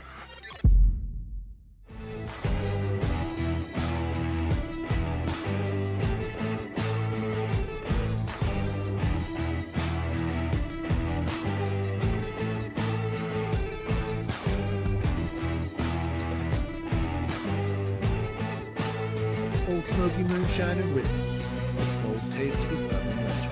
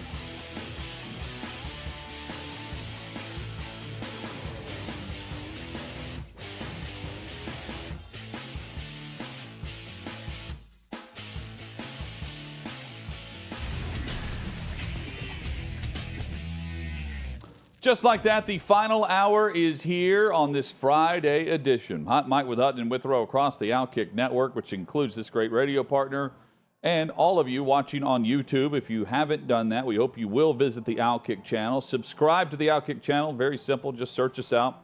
You can find us there, and you can catch all of the shows live or on demand. Withrow and I live with Hot Mike each and every weekday afternoon starting at 3 o'clock Eastern. Dan Gillian is about to join us momentarily. He is the attorney for the woman who alleges that she was gang raped at a party off campus at San Diego State University, and at the time was 17 years old. No findings were there to bring criminal charges against the former San Diego State University punter, Matt Ariza, or others at this point. The university has said that it found nothing to point to rape. The criminal charges have not been sought after either in this case, but a civil case remains. And in 2021, a woman who was 17 at the time claimed she was raped and reported this the day after the alleged incident occurred at a college party off campus. And the attorney for the woman is Dan Gillian, who joins us now. Dan, thank you for the time here on OutKick. We appreciate that. What is the big misconception for what we've read and heard versus what your client maintains right now? Well, I mean, I think what you're saying, what you've heard is Matt Ariza going around taking a victory lap for a variety of things that he seems to think is important. Like there was an audio that his agent leaked out where a prosecutor made a comment about him not being present at the time of the gang rape. You know, he thinks that's apparently exoneration. I don't know. I listened to just now and watched an interview he gave to a local CBS station here. I believe it was yesterday. I can't make heads or tails of what's going on with him. It's, you know, the video that I saw, the interview I saw. I mean, what I saw was a very arrogant, sexist young man who has been scripted to, you know, on how to answer questions. Probably went outside the script because he said a number of things that just simply are factually untrue. But, you know, I don't know. This is not the way normally cases in civil litigation go. Dan Gillian with us on Hot Mike with Hutton and Withrow across the OutKick network. Matt Ariza joined Tommy Lahren, is fearless on OutKick on Thursday. I want to get your response to this, where he says he's not settling the case and why he's not settling the case. There's a lot of people that say, hey, listen, you could settle this civil case for about 50 grand, probably cost you a heck of a lot less than you're spending on attorney's fees at this moment and in the past. So why not just settle and make all this go away? Like you previously said, the damage has been done. And if I was to settle, that would waive my right to countersue. So at this point, we're the heavy favorite, and continuing this any longer is going to be very damaging for them. So I'm not willing to settle. Dan, what do you say to that? He sounds like well, how old is he now? 23? I don't know. He sounds like a 21-year-old still. It's too bad. From the beginning, before anyone knew about this case, I sent an email to the Buffalo Bills, and I was just like, hey, isn't there somebody around this kid that is somewhat sophisticated that can talk to him? I was thinking maybe, I actually said, doesn't he have agents or something that can talk to him? And, maybe someone did. Maybe there's some adults that are talking to him, and he's just purely, just very stubborn. I have a teenage son myself, but he just isn't dealing with reality right now. So investigators performed a 124-day investigation and did not charge him with anything. Why do you think they didn't charge him? Well, for the same reason that the vast majority of these cases aren't charged. We're talking maybe 2% of all sexual assaults are ever charged in a criminal court. By far, most cases like this aren't even investigated. Because these are tough cases for a prosecutor to prove beyond a reasonable doubt. You have to prove the case beyond reasonable doubt, but you also have to convince 12 out of 12 jurors beyond a reasonable doubt that the person is guilty.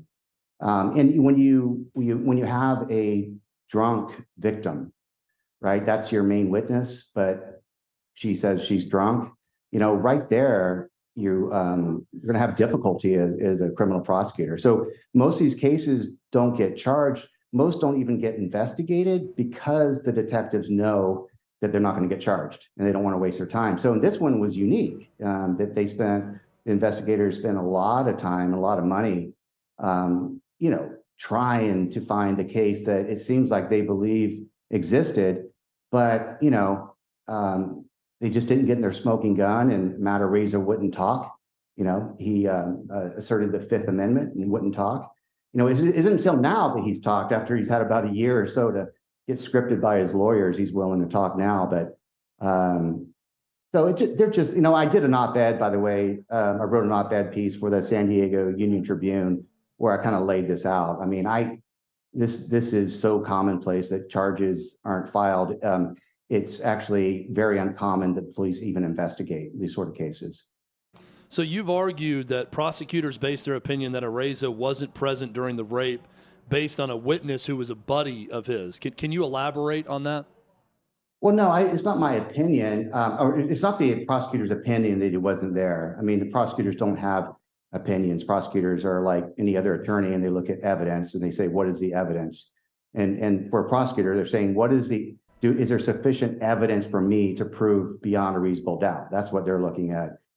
In that interview, there was a young deputy district attorney talking to an even younger, very distraught victim who was crying over the fact that the charges weren't going to be filed. And, there was a passing comment where she says, I know Ariza wasn't there, or something like that. But then the attorney that worked at my office who was present said, is that based on witnesses?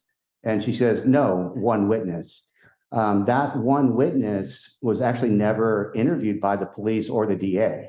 The statement that was attributed to him was actually written by a private investigator hired by Matt Ariza's defense attorney, criminal defense attorney. And she went out in July of 2022 and supposedly talked to this kid and just summarized what he supposedly said. But this investigator didn't keep a recording of that. I'm not the prosecutor, nor am I sitting there thinking, I think that this witness is going to come in and say something else. I think he probably will say the same thing that he apparently told this investigator, but that's what the prosecutor actually said. I mean, it was like right after she said, I know he wasn't there. She said, that's based on one witness. And we know who this witness is. I'm not going to identify him. It's interesting though. He's a very close friend of Matt Ariza's. And recently with all this media campaign that the Team Ariza has been conducting, I've made some comments about how he's, this kid was Matt Ariza's buddy, and recently he started changing around his Instagram and Twitter to remove all references to Matt Ariza. So he's still out there working for his buddy and trying to act like he's not biased. Dan Gillian, our guest. Go ahead. By the way, that whole issue goes to whether or not Matt Ariza was there at the time of the gang rape.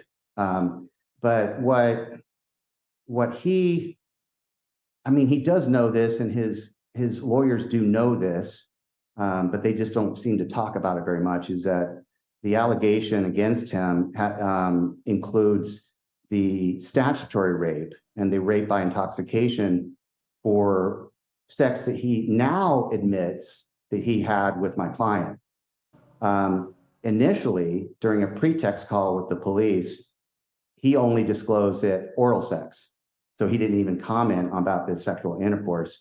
So he admits that he had sex with her, and he can't deny that she was 17, and he can't deny that he was 21, and he can't deny that that is a felony. So what does he do? Well, he's never really said anything until now, but prior to the DA dropping or not filing charges, they didn't drop charges. Before they just announced they aren't going to file, his attorney was going around saying, well, she said she was 18.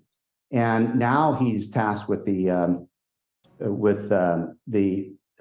to come up with a reason why he asked her why she was 18.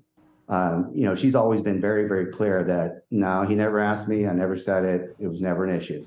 Well, and feel free, hold on one second, Dan. Feel free to refute this if you want, but this is from Dan Wetzel's story at Yahoo. Witness interviews from the party, including two of the girl's friends with whom she arrived, said she didn't appear to be drunk at the time. Other witnesses said the girl was telling people she was 18. Are you refuting that part of the witness's account? Okay, so which witnesses though? So you first of all, you talked about some of her friends who said, her friends said that she was not only intoxicated, that she was inebriated. That's what her friends that were present said. Even there was a football player there that was blocking access to the house and preventing my client's friends from getting in there and helping her get out of that room.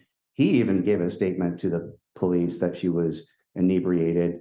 There's some witnesses may have said she didn't appear drunk. I don't know. The bottom line is we don't have BAC. We know what witnesses are going to say. I know that my client's going to say is that she consumed almost an entire fifth of vodka that evening. And we do have, there's, the evidence by way of the videos do show her at some point with her eyes kind of rolling back in her head, appearing inebriated.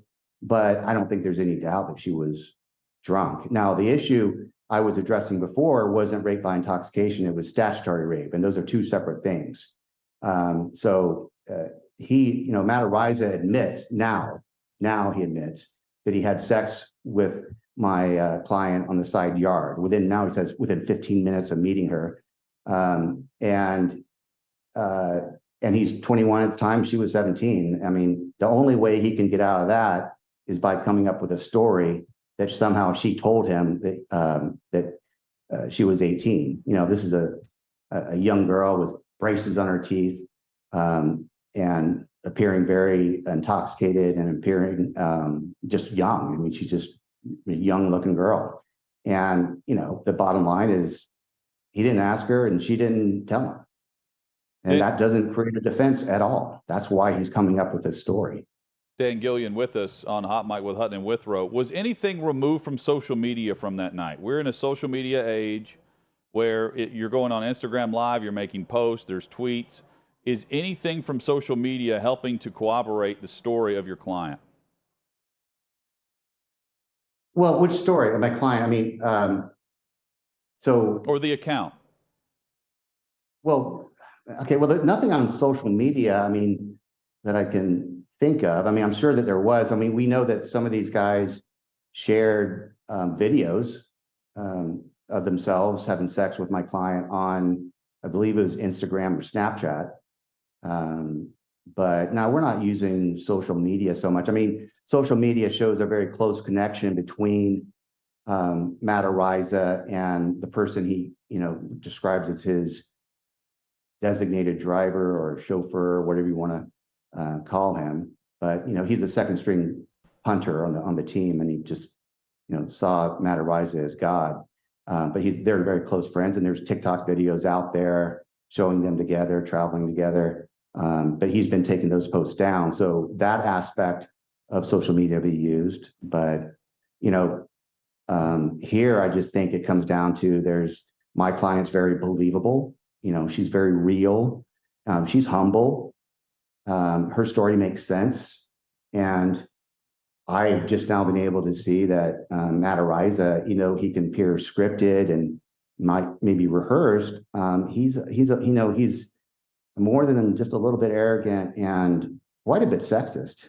I mean, it was pretty stunning, the stuff that he was saying, the double standard between, men having sex with a young girl without a condom within 15 minutes of meeting her, supposedly because she was talking very sexually explicit. And by the way, all girls do this, and then they're being, it's just, he's made a comment too about, he wasn't there at the party at all at the time of the gang rape, but it wasn't a gang rape. He said, this is what he said. It wasn't a gang rape. It was just group sex. Like, okay, Matt, if you weren't there, then how do you know what it was? I mean, it's pretty appalling just how to the length they've gone to basically slut shame my client. She comes out of that room, with blood all over her, crying, in shock. These are the terms that I'm repeating that witnesses saw, saying she was raped by multiple men, goes to the police, goes to the hospital. There's bruising on her neck. There's blood in the crotch, the groin area of her costume. And yet Matt Ariza, the guy that wasn't there, has the audacity to come out and go on TV and say that was group sex. I just think that a jury is going to see right through that. And I think that the jury is going to look at my client and go, you just tell the same story over and over.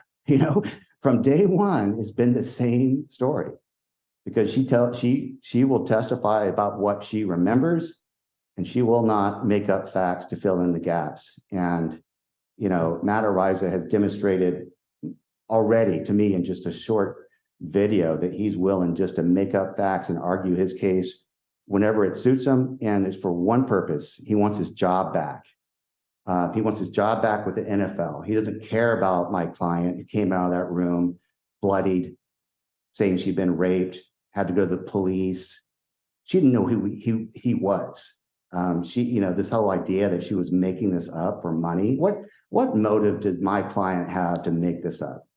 But what motive does Matt Ariza have right now to go out there on this campaign and start slut shaming my client and basically slut shaming all the women at SDSU? His motive is very clear. He wants his job with the NFL back. He wants all the glory that comes from being a guy who kicks balls. And you know what? He's 23, X 21, X 18. It doesn't really matter.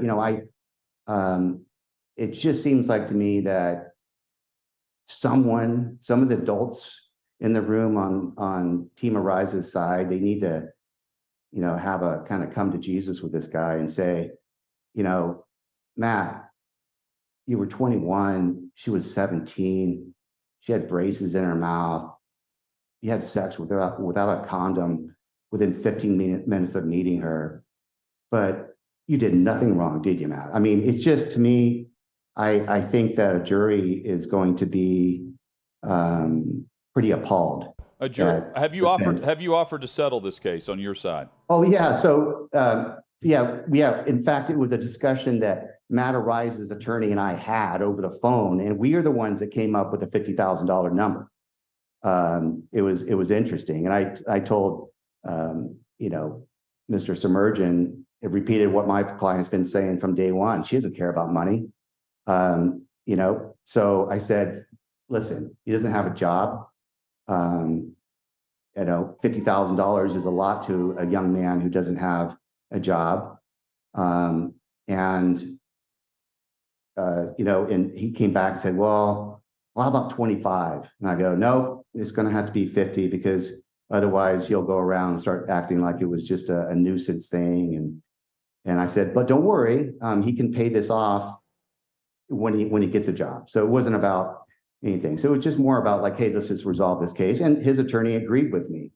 So that's what I'm saying. It's like somebody is around Matt giving him bad advice. And maybe he's just a stubborn young man and won't listen to anybody.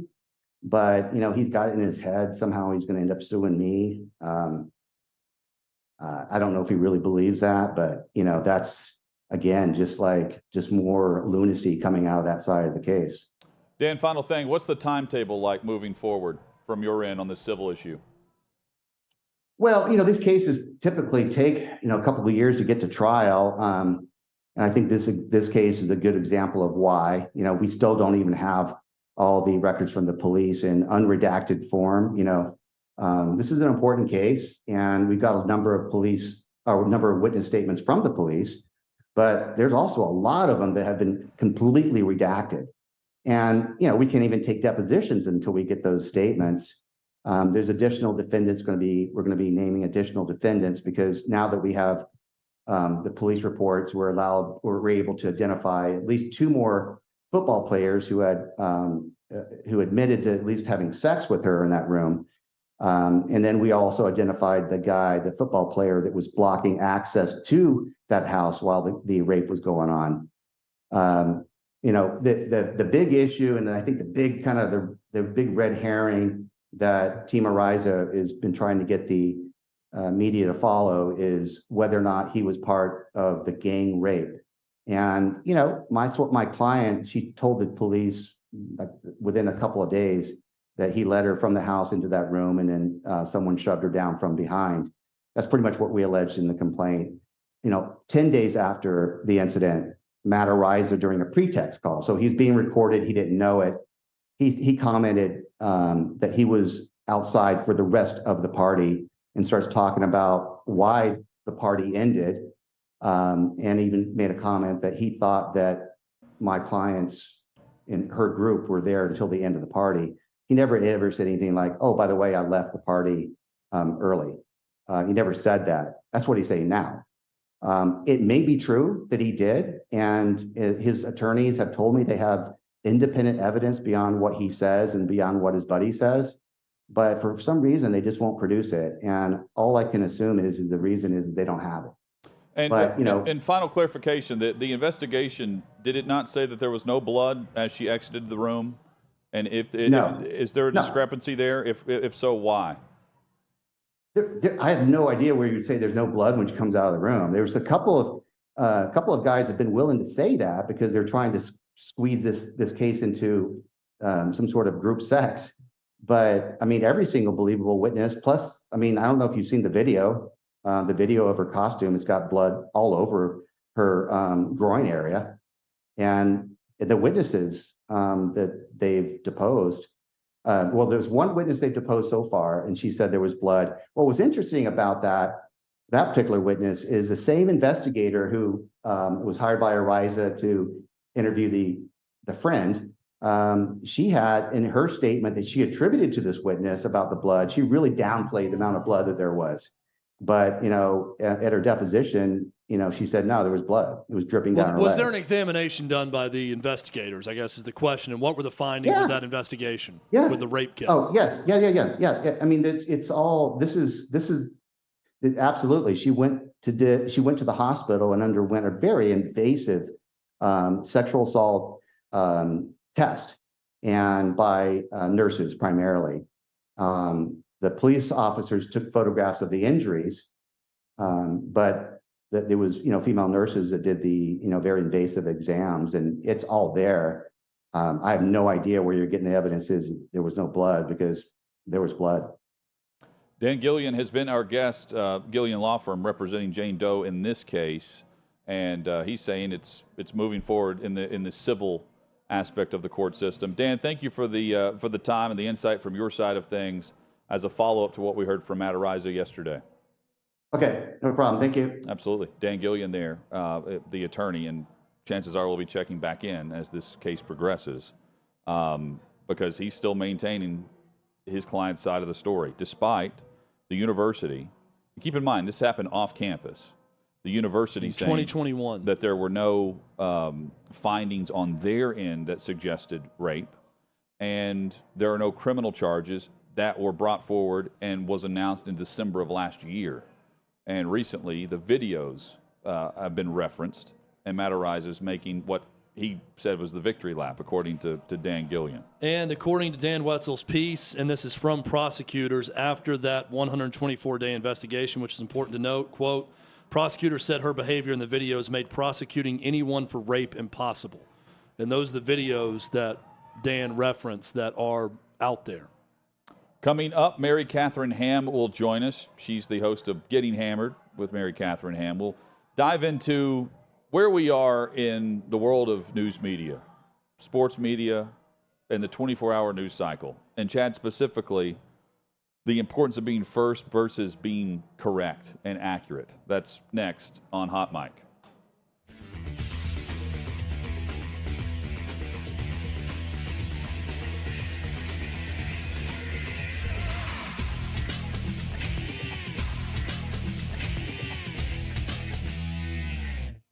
Primary complaint is when you let somebody cross the street while you're driving and they purposely take their time when they see that they are waiting for you crossing the street. That is my primary complaint, and it drives me crazy. My primary complaint is people who talk on speakerphone in public. People that chew too loud. Number one pet peeve, telemarketers. Number two pet peeve, when people don't understand the menu that they're serving. Number three pet peeve, when people ask for change but they have no quarters. Number four pet peeve, parallel parking. My primary complaint is I can't just go to a bar and have a nice quiet beer. There's all this live music every freaking where. Like, I'm just trying to go to a bar, relax, have a beer, watch the game, but no, we gotta have these guitar players and these bands. Why can't I just hang out and just relax, have a beer, and watch the Memphis Grizzlies? I mean, is that too much to ask? I do not appreciate or condone anybody that litters. I think you got to keep your planet clean. It's turning your nose up to everybody that has to clean your up with littering. My primary complaint would be wobbly tables at restaurants. Another pet peeve I have is no courtesy flushing. No one believes in that. Thank you. Another pet peeve I have is when people have AirPods in. Excuse me. Another pet peeve I have is when people have AirPods in and they're singing louder so everyone can hear what they're not supposed to listen to. When people eat smelly food on the airplane. Dishes left in the sink. My primary complaint is when I'm out to eat with somebody and they bite their fork as they are putting the fork in their mouth to eat. When people bite their fork and scrape that, and when they're eating dinner, you can hear like it's like nails on a chalkboard. Hell no. My primary complaint is when people complain about me when I bite my fork. Those folks who are in the airport talking on their cell phone very loud so everybody else can hear what they're saying, even though we really don't care. My primary complaint are drivers who do not stop on a pedestrian crosswalk.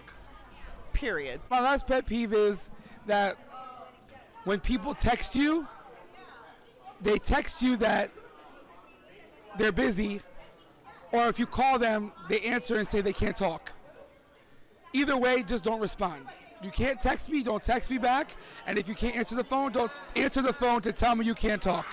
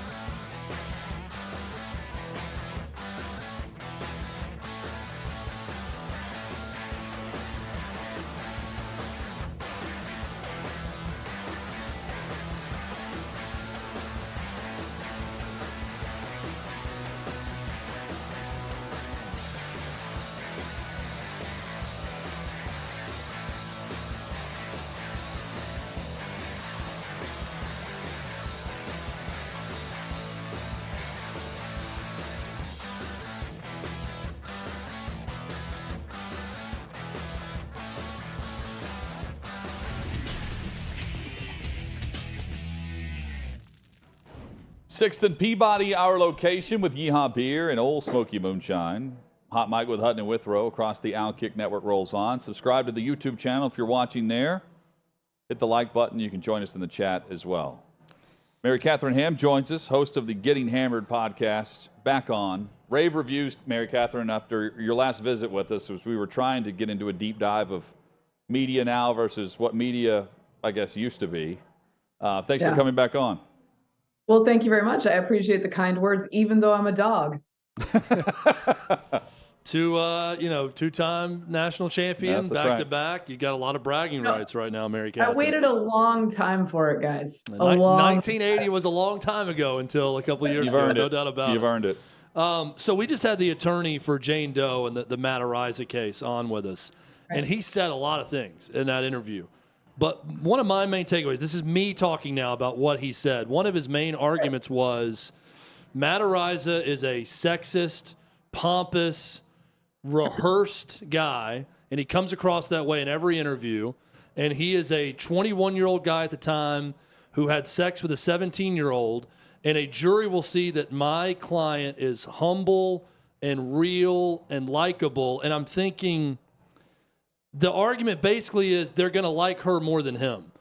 And Mary Catherine, I think this is so indicative of where we are in America right now with popularity contest, identity politics, and now this is sort of identity law, I feel like, right? Like, who's going to like or believe the other person more when they get in front of each other without necessarily a lot of facts of the case being presented by him? Isn't that sort of a mirror for a lot of things going on right now? I mean, first off, I'd say that's not what I've seen of Ariza in the public eye, who seemed quite calm in the way he talks about this and asks to be judged by the facts. And the fact is that we didn't have a lot of the facts when he was judged the first time. So that's a problem. Even if you don't like someone, They are afforded due process. That's part of the deal in this country, and it should be part of the deal in this country. Now, this is a person, the accuser, who brought this issue to law enforcement quickly after it happened. Law enforcement looked into it, and prosecutors decided, look, there's just not what we need here. In fact, there's exculpatory evidence.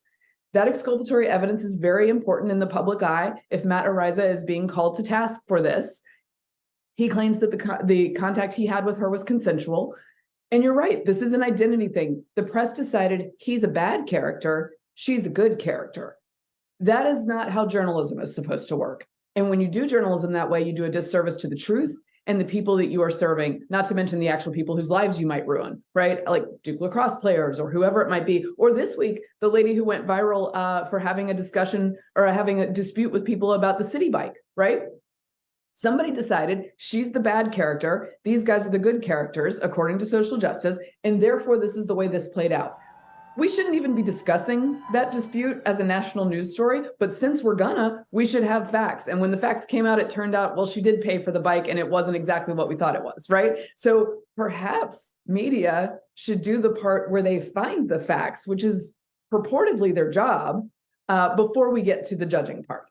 Is it to a point where those that are hustlers, those that are digging for those facts are no longer needed because you have those that are cultivating stories, staff reports, quote unquote, as I refer to them as, instead of boots on the ground, digging into information? Are we beyond that era of media doing that job for the public service? I don't think we're beyond it, but we're in a real bad place. Being loud and opinionated and just choosing the right characters in the social justice sort of universe is cheap, right? It takes investment to be on the ground. It takes time and discipline to think through the facts instead of jumping in with the hive mind where you know you might get promoted if you go along with the story. Like, I don't know, Jussie Smollett, like saying that might not be accurate doesn't really help you in a newsroom. Promoted or just keep your job, yeah, right? Not get fired. And yeah, going along with it, or I don't know, the entire Russia collusion story, none of that gets you any punishment, right? So the incentives are all bad unless your incentive is to tell the truth, which is what I attempt to do. And I just try to help so many others in the media see that maybe we would be better served and the public would be better served and we would have a better conversation if that's what we were concerned about. Even if you decide you don't like the person you're reporting on. Yeah. Do you watch the show Succession on HBO? Mary Catherine? I actually don't. I know this is a mark against me. No, you'll love it. I haven't watched it yet either. Well, there's the latest episode. There's a fictional election night taking place. Right. And one of the key arguments that happens is between two siblings on each side of the political spectrum. And there is an incident where there's a fire at a voting facility. And watching both of them argue either side of what happened, that it was Antifa or that it was right-wing lunatics that did it, and they can just and they don't even care. But they're going back and forth in a funny way of what probably happened and what we could say happened and how we could spin it or what may have not happened or we probably shouldn't cover that. And I'm watching it and I'm thinking, so many people root for a story to be true or false. And how do we get back to seeing a story and writing about it and not necessarily rooting for one thing or the other to be true with it, right? You mentioned Jussie Smollett, which is a great example of that, but actually looking at it on its face and not rooting for something with a story. Yeah, no, I think it's a real problem because some of it is speed and some of it is the hive mind of the media, which is like too many people agree. There's not, when I was at CNN, I'm the weirdo in the room. I'm the person calling people on like, do you really think this Russia thing is exactly what you think it is? Maybe let's test that notion. Rooms need weirdos, especially rooms in media, whether it's the right side agreeing with each other or the left side agreeing with each other. In this case, it's media, so it's largely left, right? But you have to have your notions tested, and there's far too little of that. And then you have the fast-paced era of social media, right? Where you have to sort of, both the right and the left go, oh my gosh, if this person who did this thing is pinned on us, then this is gonna be the conversation. So I have to go out and find evidence that it's not this person. And we get in this like, what tribe does someone belong to immediately? And that is a response from regular citizens to media deciding, well, we're going to assign tribes to people, even without evidence. and decide that we're backing one horse. And it's the opposite of journalism. It's coming to a conclusion before you have the facts. And it's what's happened in so many national stories, which is why the numbers for media are in the tank. They're so bad. They're almost on, I think they're on par with used car salesmen for good reason. They lie to us. They're lazy. They do not figure out the facts quickly enough. And like, I can be guilty too, right? I can jump to the wrong conclusion because of my beliefs, but I feel like I have a lot more people around me to test my beliefs as a right-leaning person than some of my friends in the media who are just towing a line that is often something everyone agrees with. Mary Catherine Ham, our guest on Hot Mic with Hutton and Withrow across the OutKick network. Is algorithm the death of truth? Are we playing to algorithm more than we are digging for the truth in a story? The quick answer is probably yes. It's just like, so the media always says that there's a one word answer for them. What's the death of truth? And they'll tell you Trump, right? That's not the death of truth, right? We can still deal with Trump and actually discuss what's real and what's not. Instead, what people did is much of the media said, this guy is so dangerous for the truth that what we have to do is lie about him in order to save the truth. Well, lying doesn't save the truth. Save the republic. Right? Yeah. Lying doesn't save the truth. And the algorithm is like an accelerant to all of this. Because you get the repeats, you get the hashtags, right? And you're feeding your base. And that's really what it comes down to. What's the public base for who is our audience, our target audience going to think about this? And how are they going to receive it? It's more than that. It goes back to the Matt Araiza story. He's drafted, he's with the Buffalo Bills, and this is in the, right on the opposite end of the Me Too movement, and you've got this vitriol for how dare the Bills not know about this. Right. How they don't know about this story, so they cut him. They have a press conference about it. Araiza says he doesn't hold anything against the Buffalo Bills, but I mean, at some point you can unring the bell for whatever we've reported with Araiza in this story, if in fact nothing comes of it, and in fact, on the opposite end of the civil case, they're offering to settle. Yeah, I would argue that all pro leagues and colleges for that matter too need to have a uniform way that they deal with such allegations. Yeah. So that they can say, look, we're following this policy. We've done the investigation we're required to do. Maybe there's a hold you put on somebody while the allegations are investigated, while you figure out what prosecutors are going to do. But it should not be the case. It's not a fair standard that you have to immediately prove a negative in order to stay in your job. Whether it's the lady with the city bike who got let go from hers or whether it's Araiza. The Me Too movement and Harvey Weinstein, clearly a monster and prosecuted and convicted of being a monster. But a lot of the fallout from that with everyone else, I don't know how many times you could point to someone and say, this person's clearly a monster, or maybe they were just victim of the circumstance of being caught up in that movement. Have we seen that movement turn at all with the Matt Araiza story, with Johnny Depp versus Amber Heard? Also, where immediately it was, Johnny Depp must be a monster, and then it turns out, she's pretty crazy too, and all that goes down. Have we seen a turn with that, Mary Catherine? I think there's a little bit of a turn, right? I think people are a little sheepish about how far they went saying believe all women all the time, right? It's not a useful standard. I think the Johnny Depp one is a perfect example where this was adjudicated, and even in a civil lawsuit where there's there's a lower threshold, she did not succeed because the facts came out, right?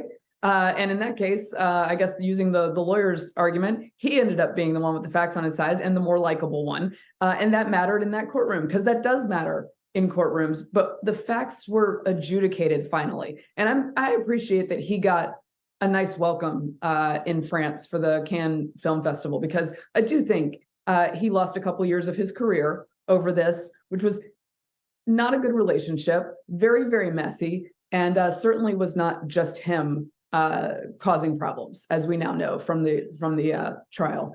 A 7-minute standing ovation, though. That's a lengthy standing ovation. He's back. At some There's point. no doubting now. Johnny Depp is back. We got Pirates of the Caribbean movies being made. All of a sudden, he's all the way back. The sad thing to think about is how many people go through this who maybe are judged too quickly and get no redemption. The redemption is always so much quieter than the accusation, and that's a problem. What's a newsroom like nowadays, Mary Catherine? What is the edict from top down, news director down, on what we are seeking? Look, I think a lot of people are looking for clicks, right? There's still sort of this guise of like, we want to be truth tellers. And frankly, there's far too much lecturing of the American public about how the press is the only truth tellers, when clearly that's not the case. Clearly they're using their own biases and making different calls that way. Clearly they're not telling the truth sometimes. Clearly they're employing often people who lie on their own behalf, right? And so I think there's too much lecturing, and they have not reckoned with how to gain trust back. And I don't know how they will do that if they don't stop talking down to everybody about the truth. That's step one, is like a little introspection. And I don't see that part in newsrooms. Is 2016 the breaking point? Is that where everything really started to break in terms of Donald Trump just broke a lot of brains in that time, and it hasn't really recovered since? It's an easy answer, but it's also, I think, partly the right answer. I was there watching it live, right? I watched the day after the election when we all went on CNN and everyone's scratching their heads, mildly traumatized. I'm like, well, I was sort of wrong about this election, but I wasn't as wrong as you guys, because I thought there was like a 40% chance he could do this. And then there was just a refusal to accept that this person was the duly elected president of the United States. And that was incredibly damaging to the country. And it started in 2016, as soon as he was elected.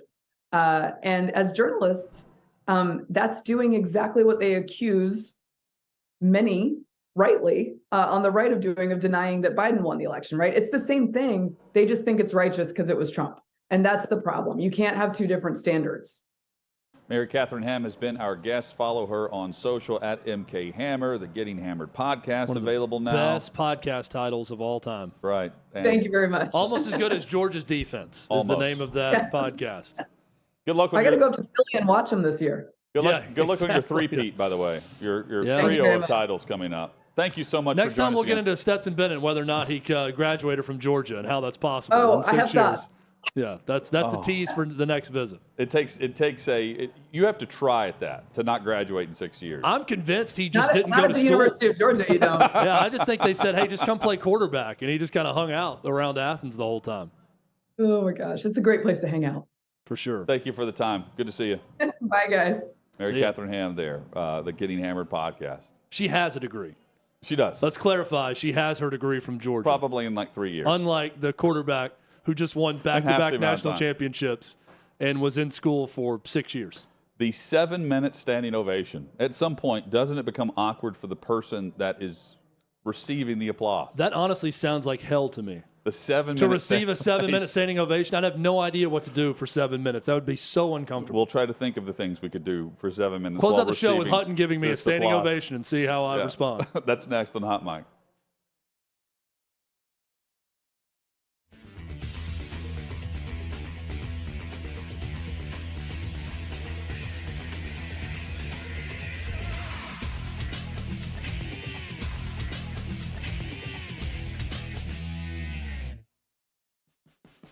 What you're experiencing is the bold taste of a Southern legend. Old Smoky Moonshine and Whiskey, authentic Tennessee mountain-style spirits. We believe in crafting flavors that were born from tradition but defy expectation, and pioneering a new experience with every sip. Because if it doesn't do this, it ain't this. Old Smoky Moonshine and Whiskey. Come on.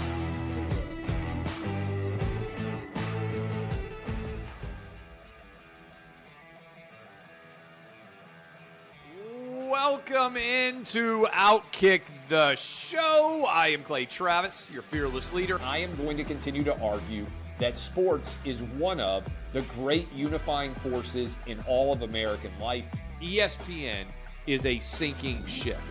Democrats are now the party of the white, woke college graduate.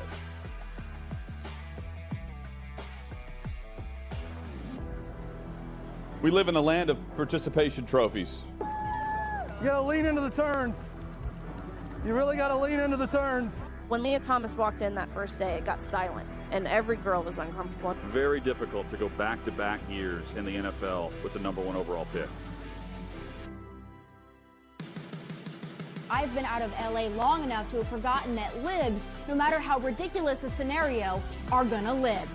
Another week of inflation, another week with Biden with COVID, and another set of losers to crown. People don't watch the WNBA on TV, in person, on a plane, on a train, on a bus, or on purpose. The scary thing, Tommy, is in the history of this government, I've never seen them give anything back that they've taken. Oh no, they never do. And they won't. We've seen coaches throw water bottles. We've seen coaches act like idiots. We've seen coaches slap other coaches. But I think if you're involved in carjacking, you're inherently a rotten human being. The level of stupid that sometimes gets on our YouTube chat just gives me a headache. You're born a male, play with males. You're born a female, play with females. Don't at me about it, people. I believe this person is the greatest player anybody alive will ever see. How can you hate Derek Jeter? A guy's on-base percentage tells me his batting eye, and a guy's slugging percentage tells me if he's a threat. That's the kind of guy that throws a no-hitter, that effectively wild guy.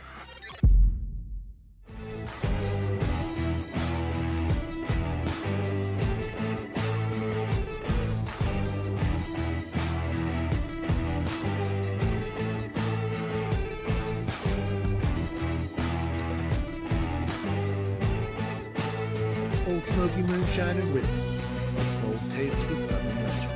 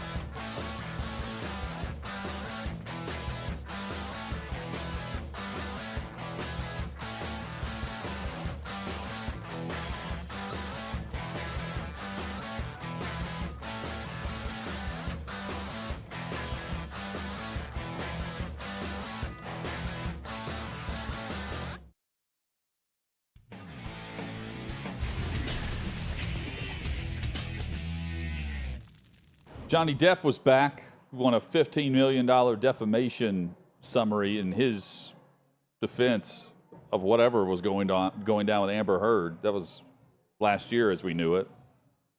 Now he's at Cannes, and he's receiving a 7-minute standing ovation in his return. Chad, it was emotional. He's crying.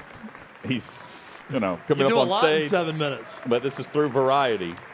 I don't know what you do after like the first minute of this standing ovation at the film festival. After a certain point, don't you just like raise your hand like, okay, guys, like, all right, that's enough. You cut it. It's all good. I think 30 seconds of it, I would be like, all right, thank you. I'd go grab a microphone. There's not one next to him, but I'd go grab something to get people to sit down. I'm trying to think, like, we were asking, like, have we seen anything like this? There are encores at concerts where you don't have to wait 7 minutes, not even 3 minutes before they come back on, because the artist can't wait to get out of there as soon as possible and get back on the road. But Depp is just standing here the entire time. A standing ovation? No, like 7 minute standing ovations. No, I think it's the standing ovation. French people, they just don't know when to stop clapping. They're just waiting for one person to sit down, and then the clapping stops. If they didn't know when to stop clapping, they wouldn't have stopped. They stopped at some point. It's fading off now at the very end. Oh, it's still going though, and this is what this is. There it is. Yeah. No. Okay. We're back. We're back. I don't know. And we're back to clapping. At some point, it just becomes way too awkward. I mean, you can have a good sob session, and your tear ducts are dry by the time this thing is over. Did he just make Citizen Kane also? Is this the greatest film of all time? I had to go read the description. It's something about Louis XVI. Jean Dubarry? Is that how you say it? I think it's Dubar. I don't know. I'm making this up. B-A-R-R-Y? It's probably I just Dubar. like to, when someone tries to pronounce a foreign language, I like to correct them, even if I don't know it. I'm like, no, it's Dubar. Dubarre. Chad, you can tell me how that film is. It's Dubarre. I'll watch it. I'm not afraid of some subtitles. All right. Doesn't scare me away. What are we talking about on Monday? I think we're talking about the Lakers back in the series. I hope that's the case. I have a fear that this is going to be a short series, even though it's going to be a very entertaining and competitive series. I think the Nuggets come back with a definitive lead by the time we get back on Monday. We're also going to hear from Mary Catherine Ham on her theory on how Stetson Bennett did not graduate college in 6 years. It's also what we're going to talk about. What about Boston? I think Miami can get them again. They're so inconsistent. Boston. Heat culture, Button. Heat culture. Miami. Our guy Collins wearing a Miami Heat hat over here today. What great mojo for the Heat. And socks. He's ready to go. What is a Miami-Denver NBA Finals going to mean for the ratings that have been so good? But you end up with Miami and Denver instead of Boston and LA. It'd be a great series. I don't know that it's going to be breaking any records with ratings. Have a great weekend. We are back at it on Monday, 3 o'clock Eastern for Hot Mike with Hutton and Withrow across the OutKick Network.